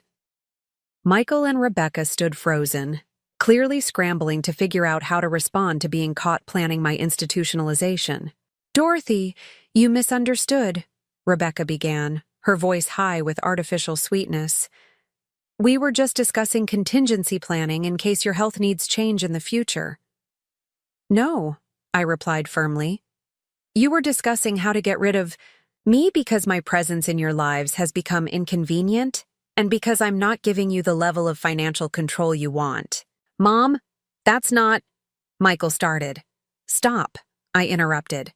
"I heard exactly what you said. You think I'm selfish for not giving you unlimited access to my money. You think I'm becoming difficult to manage. You think I should be in professional care so you don't have to deal with my expectations and boundaries. The silence in the kitchen was profound as they realized their true attitudes had been exposed. "And you," I continued, looking directly at Rebecca, "you think I'm showing signs of cognitive decline because I won't agree to your estate planning schemes. You think professional care would help me develop more appropriate perspectives about family financial support." Rebecca's face was flushed with embarrassment and anger. "Dorothy, we're trying to think about what's best for everyone involved. Sometimes that requires difficult conversations about realistic planning." "Realistic planning," I repeated. "Is that what you call scheming to institutionalize me so you can gain control over my assets?" Michael finally found his voice. "Mom, we're not scheming anything. We're just trying to prepare for different scenarios and make sure everyone's needs are met." "Everyone's needs," I said with bitter clarity. "Meaning your need to access my money without having to ask for it or account for how you spend it." The pretense of family concern finally cracked, and Rebecca's true feelings emerged with startling viciousness. "You know what, Dorothy? Maybe it's time for some honesty," she said, her voice shaking with barely controlled anger. "We have been thinking about everyone's needs, including yours. And your needs include having family who care about you and are willing to manage the responsibilities that you're becoming less capable of handling yourself." "Less capable?" I asked incredulously. "Yes, less capable," she continued, her voice rising. "You're 70 years old, you live alone in a huge penthouse, you're isolated from appropriate social activities, and you're making financial decisions based on outdated ideas about money management and family obligations." Michael tried to interject. "Rebecca, maybe we should—" "No, Michael," she snapped. "Your mother needs to hear this. Dorothy, we've been patient with your resistance to practical planning, but your stubbornness is creating problems for everyone. Emma and Jacob need stability and security. Michael and I need to plan for our family's future. And you need to accept that your role in this family is changing." "My role is changing?" "Yes. You're becoming dependent on us for companionship, care, and practical support. We're the ones managing your social calendar, helping with your medical appointments, and making sure you're not isolated or vulnerable. But instead of being grateful for our care, you're fighting us about financial arrangements that would benefit everyone." The manipulation was breathtaking in its scope and audacity. Rebecca was reframing her exploitation of my resources as care that I should be grateful for, and my resistance to their control as ungrateful stubbornness. "And frankly," she continued, "your attitude about money is becoming problematic. You act like providing opportunities for your grandchildren and supporting your son's career development is some kind of imposition rather than a normal family responsibility." "Family responsibility?" "Yes, family responsibility. When you have wealth and other family members need support, helping them isn't charity, it's obligation.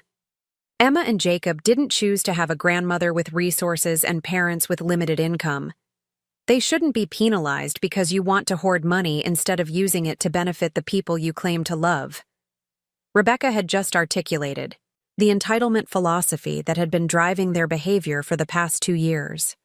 My wealth wasn't my property. It was a family resource that I was selfishly controlling instead of sharing appropriately. "So what exactly are you proposing?" I asked with dangerous calm. Michael and Rebecca exchanged glances before Rebecca answered with the kind of ultimatum that revealed the full extent of their presumption. "We're proposing that you start acting like a responsible family member instead of a selfish old woman who cares more about controlling money than caring for people." The words hung in the air like a physical slap. "And if I don't?" Rebecca's response was swift and brutal. "Then maybe you should consider whether this family arrangement is working for anyone. Maybe you'd be happier living somewhere else where you can control your money and your decisions without having to consider how they affect other people." She was threatening to cut off my access to my grandchildren if I didn't submit to their financial control. "Are you telling me to leave?" "I'm telling you to decide whether you want to be part of this family or apart from this family," Rebecca said with cold finality. Because right now, your attitude is making it very difficult for everyone else. That's when I made the decision that would change everything. You're absolutely right, Rebecca, I said with a calm that surprised even me. This arrangement isn't working for everyone, and I am going to decide whether I want to be part of this family dynamic or apart from it. I walked to the front door and put on my coat. Where are you going? Michael asked, suddenly alarmed. I'm going outside to think about your ultimatum, I replied. I need some fresh air to consider my decision. Dorothy, it's 15 below zero, Rebecca protested. You can't go outside in this weather. Actually, I can. It's my decision to make. I opened the front door and stepped onto the porch, feeling the brutal cold hit my face like a physical blow. Dorothy, come back inside, Michael called. We can discuss this reasonably. No, I called back. Rebecca just told me to decide whether I want to be part of this family or apart from it. I'm going to think about that decision. I stood on the porch in my coat, looking out at the snow-covered street and the frozen landscape, feeling the cold seep through my clothing and into my bones. Behind me, I could hear Michael and Rebecca arguing in hushed voices about what to do. After 10 minutes, I was genuinely cold and ready to go back inside to continue the conversation. I tried the front door handle. It was locked. I knocked on the door. Michael, the door is locked. No response. I knocked harder. Michael, Rebecca, the door is locked. I could see them through the front window standing in the hallway looking at me but not moving toward the door. I knocked again, now genuinely alarmed by the cold and confused by their behavior. Let me in. It's freezing out here. Rebecca appeared at the front door window and spoke through the glass. Maybe this will teach you not to interfere with our family decisions, she said with a cruelty that took my breath away. Then she walked away from the door, leaving me standing outside in sub-zero temperatures in my nightgown and coat. I stood there for a moment, stunned by the realization that my son and daughter-in-law had just locked me outside their house in life-threatening weather conditions because I had refused to submit to their financial ultimatum. They were willing to risk my physical safety to make a point about their control over my life and resources. That's when everything became crystal clear about who they really were and what our relationship had really become. Standing on that frozen porch, I experienced a moment of absolute clarity about my situation that cut through 2 years of gradual manipulation and systematic exploitation. Michael and Rebecca had just demonstrated that they were willing to risk my life to maintain their control over my money. They had escalated from financial manipulation to physical intimidation, locking me outside in life-threatening weather because I had refused to accept their ultimatum about family financial arrangements. But more importantly, they had revealed their fundamental assumption that I was powerless to resist their control because I was financially and emotionally dependent on their relationship. They thought that my love for my grandchildren and my desire to maintain family connections meant I would eventually submit to any treatment they chose to impose, rather than risk losing access to Emma and Jacob. They thought that my age and social isolation meant I had no alternatives to accepting their management of my life and resources. Most critically, they thought that my wealth was effectively their wealth, and that my resistance to their control was temporary stubbornness that could be overcome through escalating pressure and intimidation. Standing in that brutal cold, I realized that everything I had interpreted as family closeness and mutual support had actually been a systematic campaign to gain control over my life and assets. The family financial optimization meetings weren't collaborative planning. They were attempts to formalize their access to my money. The health concerns and safety worries weren't expressions of care. They were justifications for restricting my independence and autonomy. The isolation from my friends and advisors wasn't protection from stress. It was elimination of outside perspectives that might help me recognize their manipulation. The twins' entitled behavior wasn't normal teenage development. It was the result of being taught that my resources were family property rather than generous gifts, And the ultimatum Rebecca had just delivered wasn't family problem solving, it was financial extortion designed to force my submission to their control. But they had made one critical miscalculation in their assessment of my vulnerability and dependence. They had assumed that my love for my family meant I was emotionally dependent on their approval and access. They had assumed that my age meant I was becoming incapable of independent decision-making and action. Most importantly, they had assumed that my wealth was primarily symbolic rather than practical, and that I wouldn't actually use my financial power to protect myself from their exploitation. Standing on that porch, I decided to provide them with a comprehensive education about exactly how wrong they were on all three assumptions. I walked to my car, which was parked in their driveway, and drove back to my penthouse through the blizzard, taking the most dangerous drive of my life to escape people who had proven they were willing to risk my life for their financial advantage. I spent the rest of that night in my penthouse, warm and safe, making a series of phone calls that would demonstrate to Michael and Rebecca exactly how much power they had underestimated and exactly how expensive their mistreatment of me was about to become. The first call was to my longtime friend and neighbor, Margaret Anderson, who I woke up at 3 a.m. to ask for immediate help. "Dorothy, are you all right? It's 3 in the morning. Margaret, I need you to witness something for me, and I need you to do it tonight. Can you come to my apartment?" "Of course. What's wrong?" "My son and daughter-in-law just locked me outside their house in sub-zero weather because I refused to give them financial control over my assets. I need a witness to document my condition and state of mind before I take action to protect myself." Margaret arrived within 30 minutes, along with her daughter Linda, who was a nurse practitioner and could provide medical documentation of my condition. "Dorothy, you could have died out there," Linda said as she examined the frostbite on my fingers and documented my core body temperature. "Exposure to those temperatures for extended periods can cause serious injury or death." "I know," I replied, "and I need you both to document exactly what happened and my current physical and mental condition." Margaret and Linda spent 2 hours with me, taking photographs of my frostbite injuries, recording detailed statements about the evening's events, and documenting my mental clarity and decision-making capacity. "Dorothy, what are you planning to do?" Margaret asked.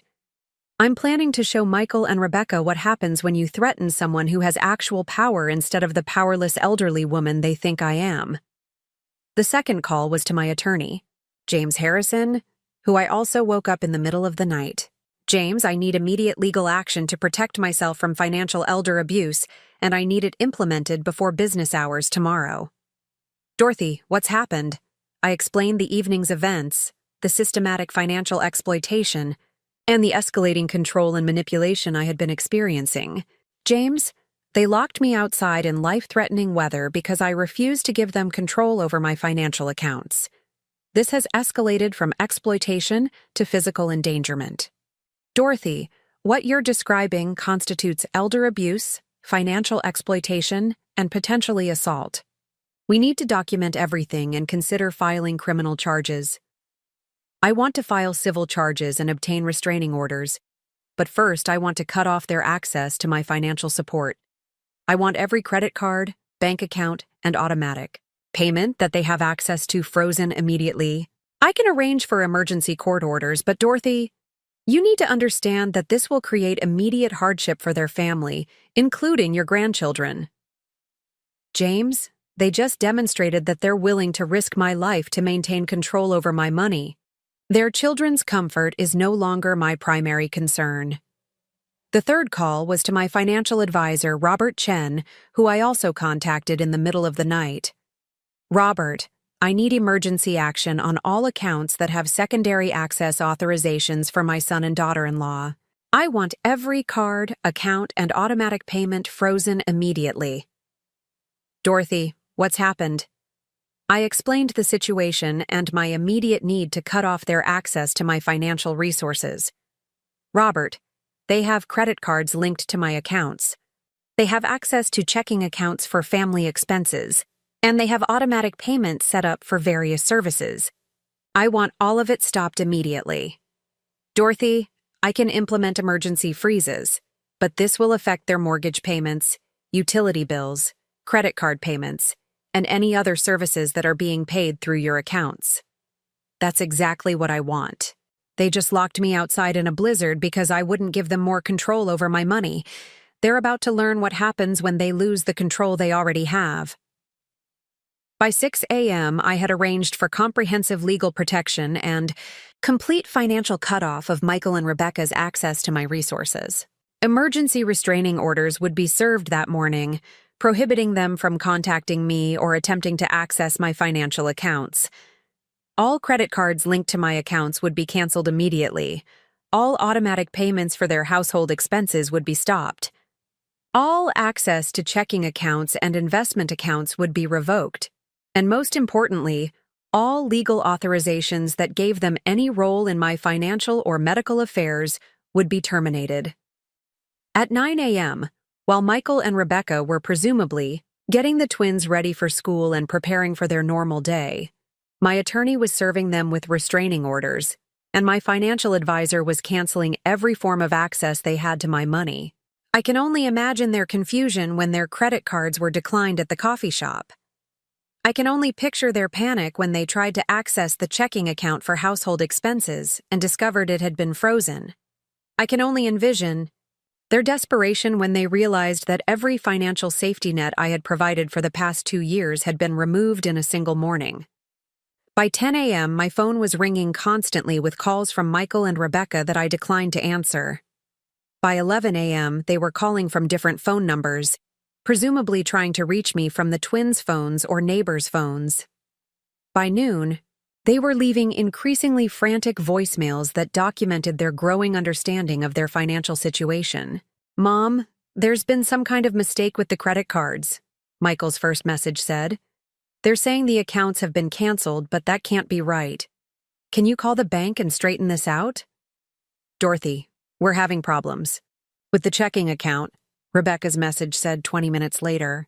"The bank says access has been revoked, but we have bills that need to be paid today. Can you call us back immediately?" "Mom, what's going on?" Michael's voice was rising with panic in his third message. "We can't access any of the accounts. The credit cards aren't working, and we have automatic payments that are going to bounce if this isn't fixed today." "Dorothy, this is ridiculous." Rebecca's message was angry rather than concerned. "Whatever you think you're accomplishing, you're hurting Emma and Jacob more than you're hurting us. Their school payments, their activity fees, everything is connected to those accounts." By 2 p.m., the messages had become desperate and revealed exactly how completely dependent they had become on my financial support. "Mom, please call us back." Michael's voice was shaking. "The mortgage payment is due tomorrow, and we don't have access to the account. If this payment is late, it will affect our credit rating and could trigger foreclosure proceedings." "Dorothy, you're being cruel and vindictive." Rebecca's message was filled with barely controlled rage. "We had one argument, and you're punishing our entire family. This is elder abuse in reverse. You're using your money to hurt people who love you." "Mom, the twins are asking questions about why their activities are being canceled and why we can't pay for things we promised them," Michael pleaded. "Whatever problem you have with Rebecca and me, please don't take it out on Emma and Jacob." The final message, which arrived at 4 p.m., revealed the complete collapse of their financial security and their growing understanding that I was not going to reverse my decision. "Dorothy," Rebecca's voice was cold and threatening, "if you don't restore our access to those accounts immediately, we're going to have no choice but to pursue legal action for financial elder abuse. You can't use your money as a weapon against your own family." That evening, I received a visit from the police, who had been contacted by Michael and Rebecca with claims that I was experiencing a mental health crisis and was making irrational decisions about my finances. "Ma'am, we received a report that you might be experiencing confusion or distress that's affecting your judgment about financial matters," the officer explained diplomatically. "Officer, I appreciate your concern, but I'm not experiencing any confusion or distress. I made deliberate decisions to protect myself from financial exploitation and abuse." I showed him the documentation Margaret and Linda had prepared, the legal restraining orders that had been issued, and the medical records showing my frostbite injuries from being locked outside. "Ma'am, are you saying that your family members caused these injuries?" "I'm saying that my son and daughter-in-law locked me outside their house in sub-zero weather last night because I refused to give them control over my financial accounts. These injuries are the result of that treatment." The officer's expression changed dramatically as he realized he was investigating a case of elder abuse rather than responding to a mental health crisis. "Ma'am, would you like to file charges for endangerment and elder abuse? I'm already pursuing civil remedies through my attorney, but yes, I think criminal charges are appropriate given the circumstances." Over the following days, as Michael and Rebecca struggled to manage their financial obligations without access to my support, the full extent of their dependency became clear to everyone involved, including them. They couldn't make their mortgage payment and received a late payment notice within a week. They couldn't pay their utility bills and received disconnection warnings within 10 days. They couldn't fund the twins' private school tuition and received enrollment termination notices within 2 weeks. They couldn't pay for extracurricular activities, and Emma and Jacob were dropped from dance classes, robotics programs, and tutoring services. They couldn't maintain their vehicle payments and received repossession warnings. Most importantly, they couldn't sustain the lifestyle they had been living for the past 2 years and were forced to confront the reality of their actual income versus their chosen expenses. Michael was earning approximately $35,000 annually from his real estate sales career. Rebecca was earning nothing, having left her nursing job to become a full-time household manager and family blogger. Their combined income of $35,000 was completely inadequate to support a mortgage, private school tuition, extracurricular activities, and the middle-class lifestyle they had been maintaining with my subsidies. Without my contributions, they were facing immediate financial crisis that would require dramatic lifestyle changes, potential bankruptcy, and possibly losing their home.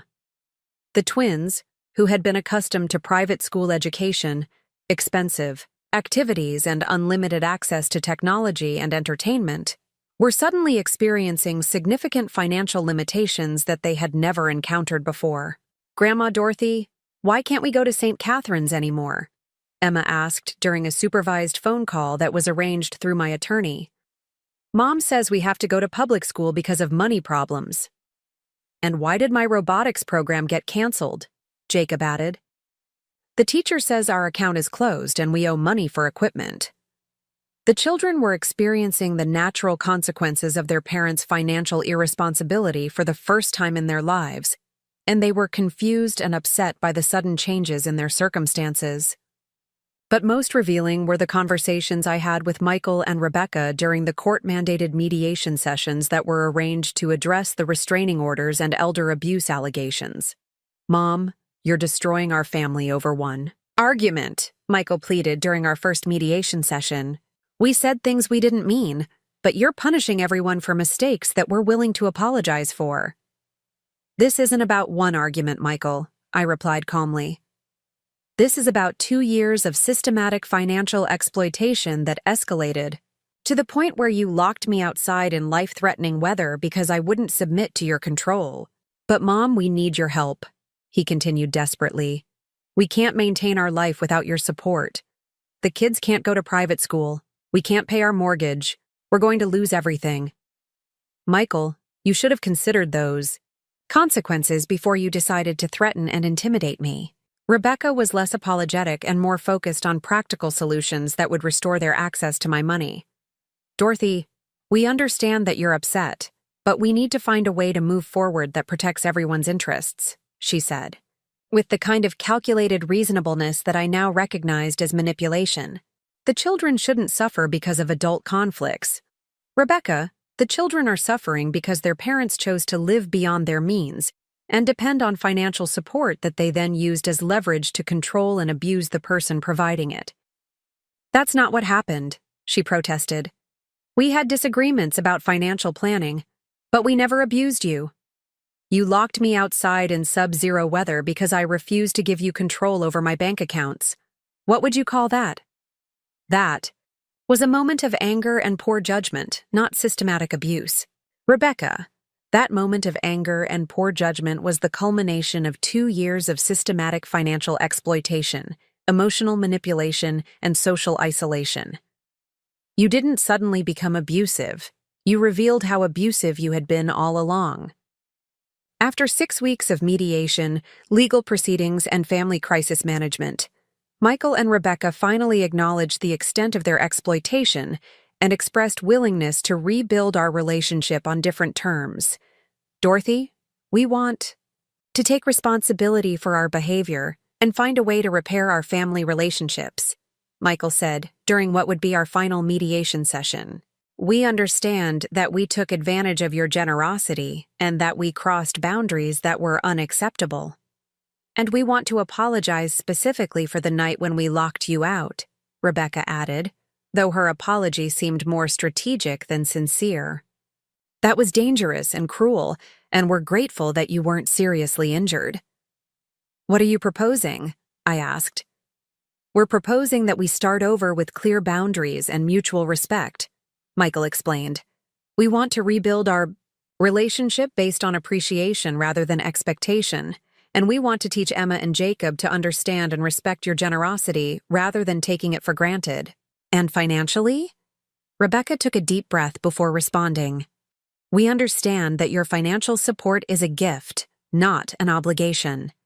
We want to develop independence from that support while rebuilding the trust and respect that would make any future assistance feel appropriate rather than coercive. What does that mean, practically? It means I'm going back to nursing full-time, Rebecca said. I've already applied for positions at Minneapolis General and several other hospitals. We can't sustain our current lifestyle on one income, but we can live appropriately on 2 incomes without depending on your subsidies. And I'm expanding my real estate business with a more realistic approach, Michael added. I've been treating it as a hobby rather than a career, but we need steady income that we can depend on. What about the twins' education and activities? They'll attend public school, which is actually excellent in our district, Rebecca replied. And they'll participate in activities that we can afford, rather than activities that require external funding. And what about our relationship going forward?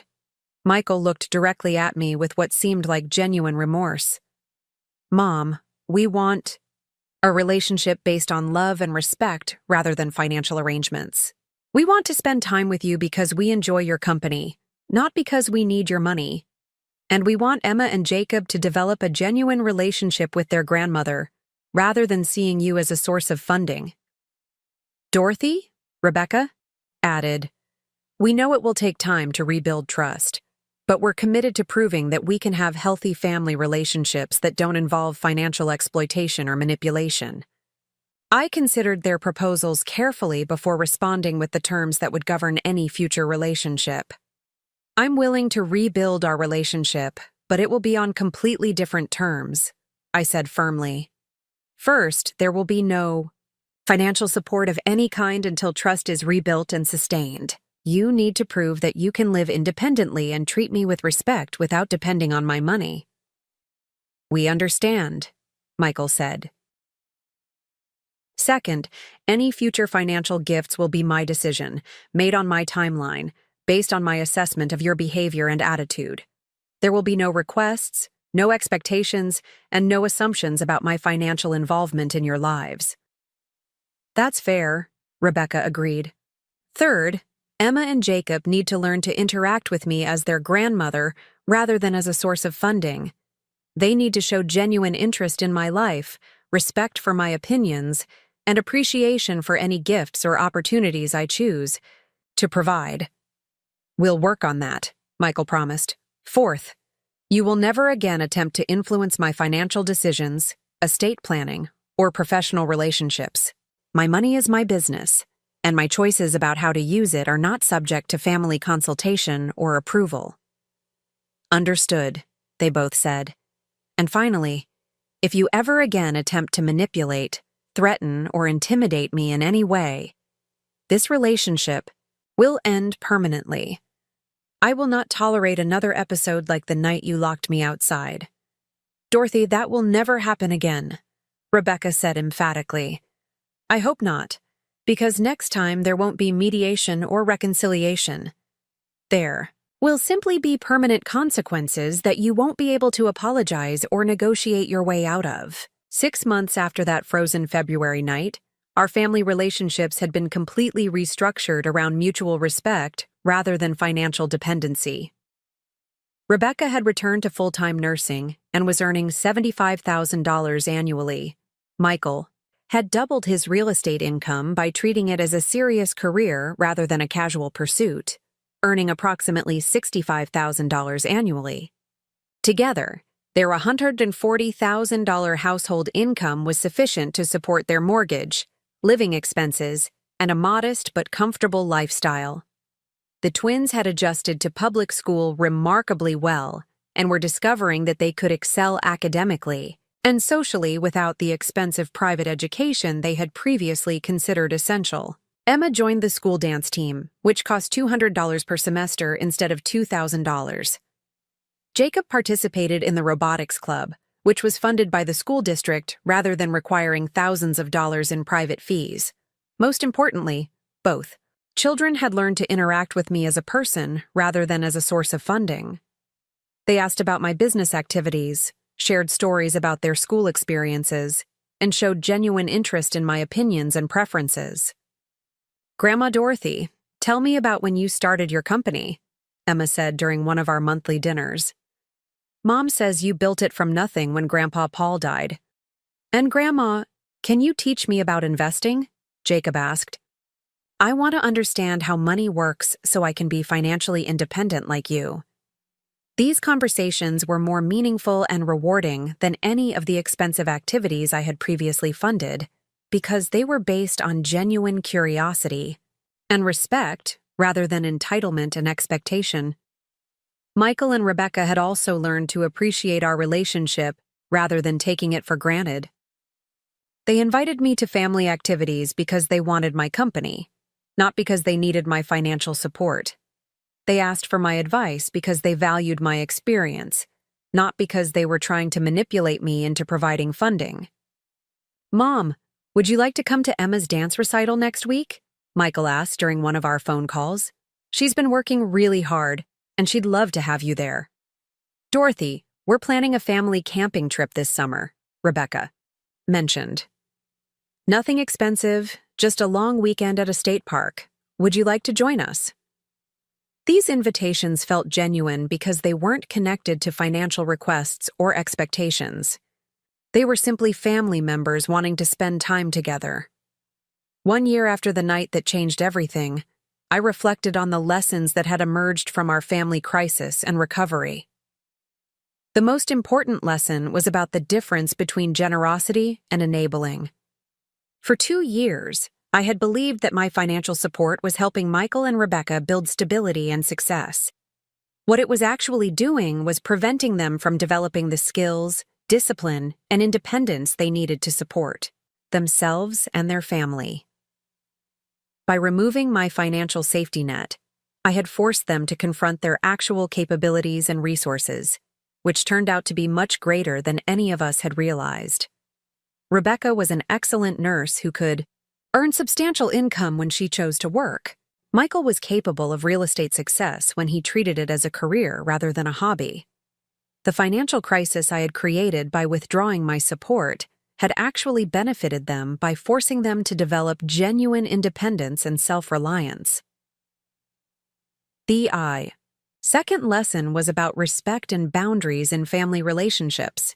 Love doesn't require accepting mistreatment, and generosity doesn't require accepting exploitation. Family members who truly care about you will respect your boundaries and appreciate your contributions. Family members who see you primarily as a resource to be managed will always push for more control and access. By establishing and enforcing clear boundaries, I had created the foundation for healthier relationships based on mutual respect rather than financial dependency. The third lesson was about the importance of maintaining independence and outside perspectives. Michael and Rebecca's manipulation had been most effective when I was isolated from friends and advisors who might have helped me recognize their exploitation. By rebuilding my social connections and professional relationships, I had created a network of support that would help me identify future attempts at manipulation or control. But perhaps the most important lesson was about personal power and self-respect. At 70 years old, I had proven to myself and my family that I was still capable of protecting my interests, making independent decisions, and demanding appropriate treatment from people who claimed to love me. The night they locked me outside in the cold, Michael and Rebecca thought they were demonstrating their power over me. What they actually demonstrated was that I had far more power than they had ever imagined, and that I was willing to use that power to protect my dignity and independence. The most satisfying aspect of the entire experience was watching Michael and Rebecca receive a comprehensive education in financial reality and the actual cost of the lifestyle they had been taking for granted. During the 6 weeks when they had no access to my financial support, they were forced to confront some uncomfortable truths about their spending, habits, and life choices. Their monthly expenses, which had seemed reasonable when I was covering most of them, turned out to be completely unsustainable on their actual income. The mortgage payment alone consumed 40% of Michael's real estate earnings. Add in utilities, insurance, vehicle payments, and basic living expenses, and they were spending more than 100% of their income before considering any discretionary expenses. The twins' private school tuition, which they had presented as an educational necessity, represented more than half of Michael's annual income. Their extracurricular activities cost more per month than many families spend on groceries. Their vacation expenses from the previous year exceeded what most people earn in several months. Dorothy, I had no idea how much money we were actually spending, Rebecca admitted during one of our mediation sessions. When someone else is paying the bills, you lose track of what things actually cost. And I didn't realize how little I was actually earning from real estate, Michael added. When all the major expenses were covered, my commission checks seemed like plenty of money. But when we had to pay for everything ourselves, I realized I wasn't earning nearly enough to support our lifestyle. They were learning lessons about budgeting, priorities, and financial reality that they should have learned years earlier, but had been protected from by my subsidies. Rebecca's return to nursing provided another educational experience. After 4 years away from professional work, she had to rebuild her skills, update her certifications, and prove herself in a demanding hospital environment. I forgot how much I actually enjoyed nursing, she told me months later. And I forgot how good it feels to earn money through your own work rather than depending on someone else's generosity. The financial independence is amazing, she continued. When I buy something with money I earned, it feels completely different than when I was spending money that came from you. Michael's renewed focus on real estate sales also produced surprising results. When he treated it as a career rather than a hobby, when he worked consistent hours and followed up on leads systematically, his income doubled within 6 months. Mom, I think I was afraid of success, he confessed during one of our conversations. As long as I could depend on your support, I didn't have to risk really trying and potentially failing. But when that safety net was gone, I had to either succeed or face serious consequences. And it turns out I'm actually pretty good at real estate when I work at it consistently, he added with pride that I hadn't heard in his voice for years. Perhaps the most dramatic change occurred in Emma and Jacob's attitudes and behavior once. They could no longer take my financial support for granted. The transition to public school, which they had initially resented, turned out to be beneficial in ways none of us had anticipated. The diversity of students and families exposed them to different perspectives on money, success, and family priorities. Grandma, most of my friends' families live on one income, Emma observed during one of our visits. And they seemed just as happy as we were when we had all that expensive stuff. And some of the smartest kids in my class have never had private tutoring or expensive equipment, Jacob added. I thought you needed to spend a lot of money to be successful, but that's not really true. Both children began to understand the difference between wants and needs, and to appreciate opportunities and experiences rather than taking them for granted.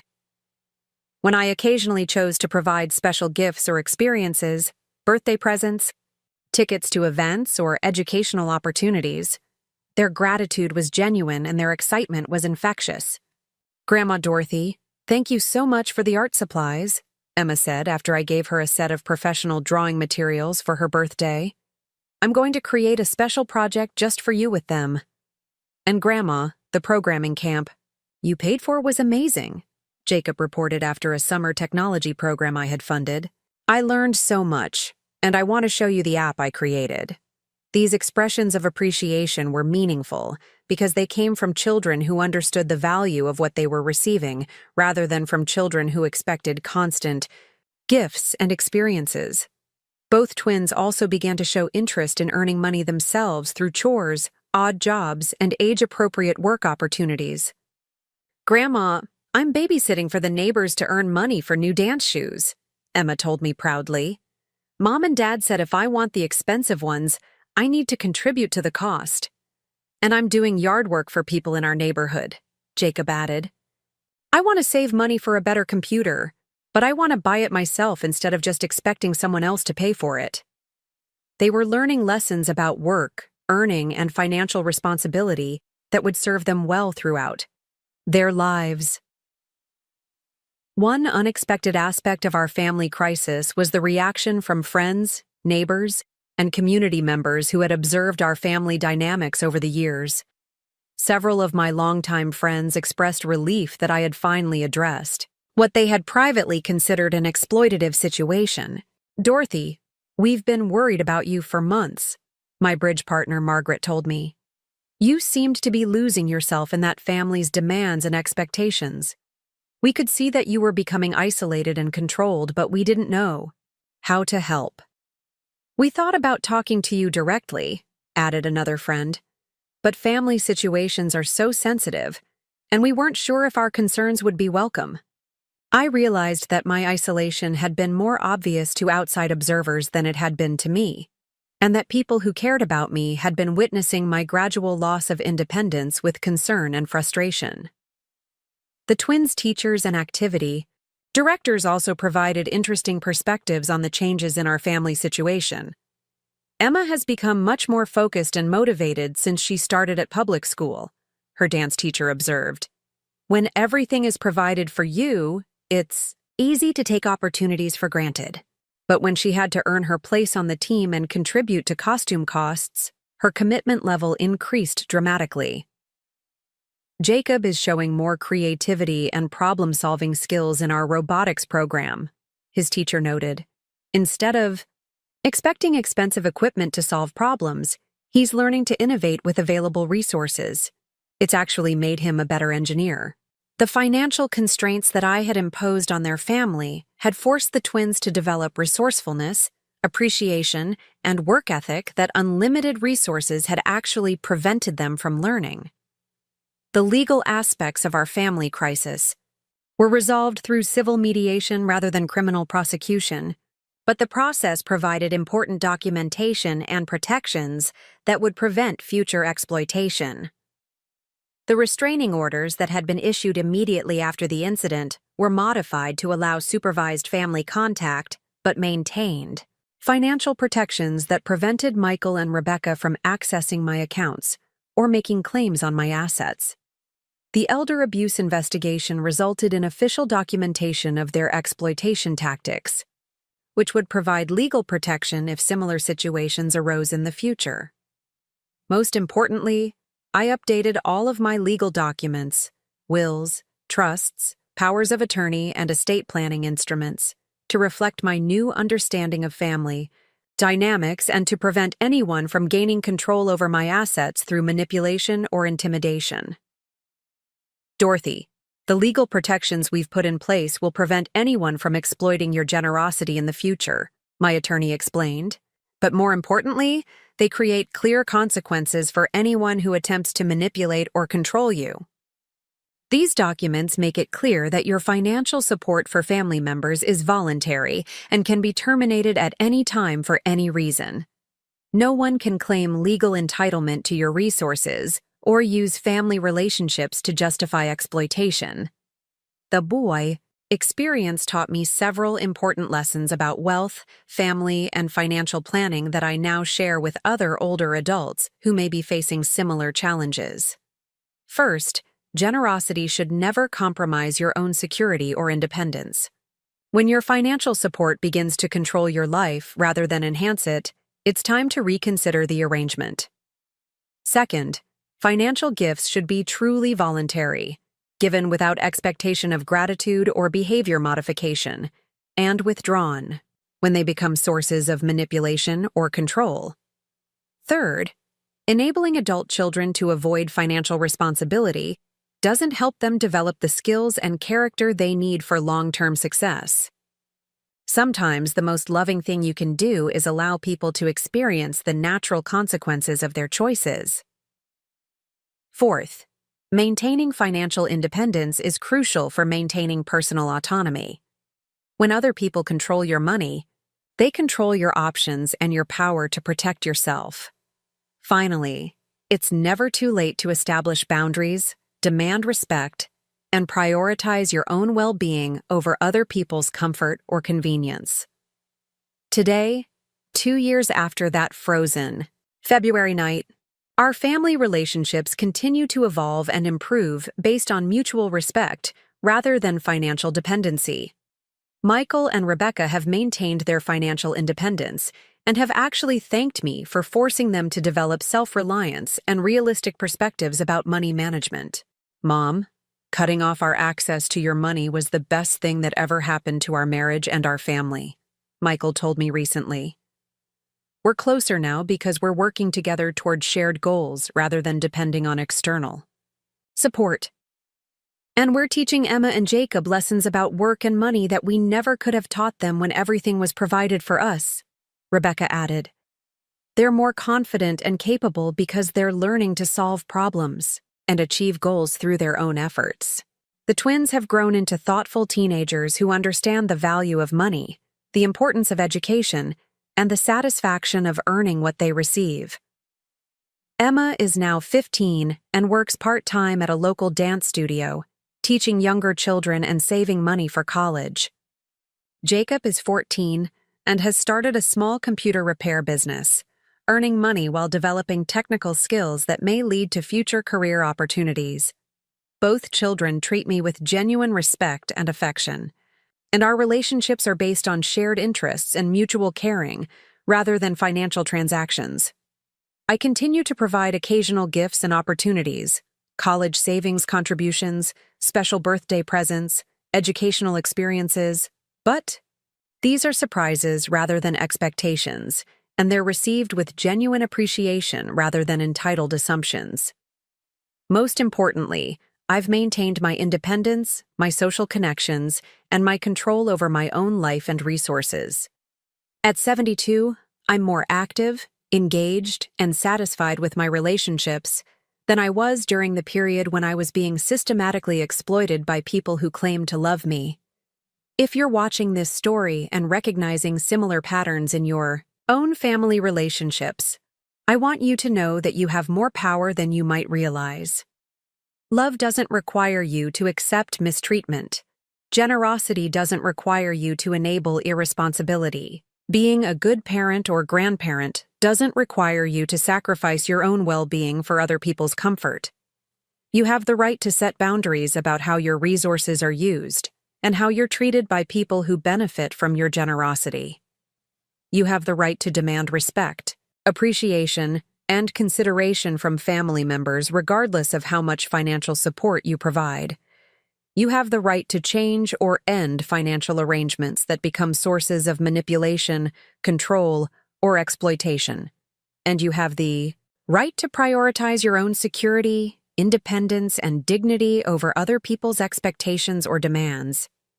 If family members threaten to withdraw their love or access to grandchildren because you won't submit to their financial control, they're revealing that their relationship with you is transactional rather than genuine. If people claim to love you but only treat you well when you're providing money or services, they don't love you, They love what you can do for them. And if anyone ever locks you out in the cold, literally or metaphorically, because you won't give them what they want, they've shown you exactly who they are and how little your well-being means to them. Trust me when I tell you that the temporary discomfort of establishing boundaries is worth the long-term benefits of relationships based on genuine respect and appreciation. And remember that sometimes the most loving thing you can do for people who are taking advantage of you is to stop enabling their exploitation and force them to develop the character and capabilities they need for genuine success and happiness. The frozen bank accounts I created that February morning weren't punishment, they were education. And the education was worth every uncomfortable moment of the process that followed. Sometimes you have to freeze people out of your resources to warm up their appreciation for your presence in their lives. What would you have done in my situation? Have you ever been taken advantage of by family members who expected unlimited access to your resources? Share your thoughts in the comments below, and let me know if this story has inspired you to examine your own family financial arrangements. And if you found this story of reclaiming power and demanding respect resonating with you, make sure to like this video and subscribe for more stories of people who chose themselves when others wouldn't choose them. Sometimes the coldest night can lead to the warmest family relationships, but only if you're willing to let people feel the consequences of their actions instead of protecting them from the results of their choices. Up next, you've got 2 more standout stories right on your screen. If this one hit the mark, you won't want to pass these up. Just click and check them out, and don't forget to subscribe and turn on the notification bell so you don't miss any upload from us.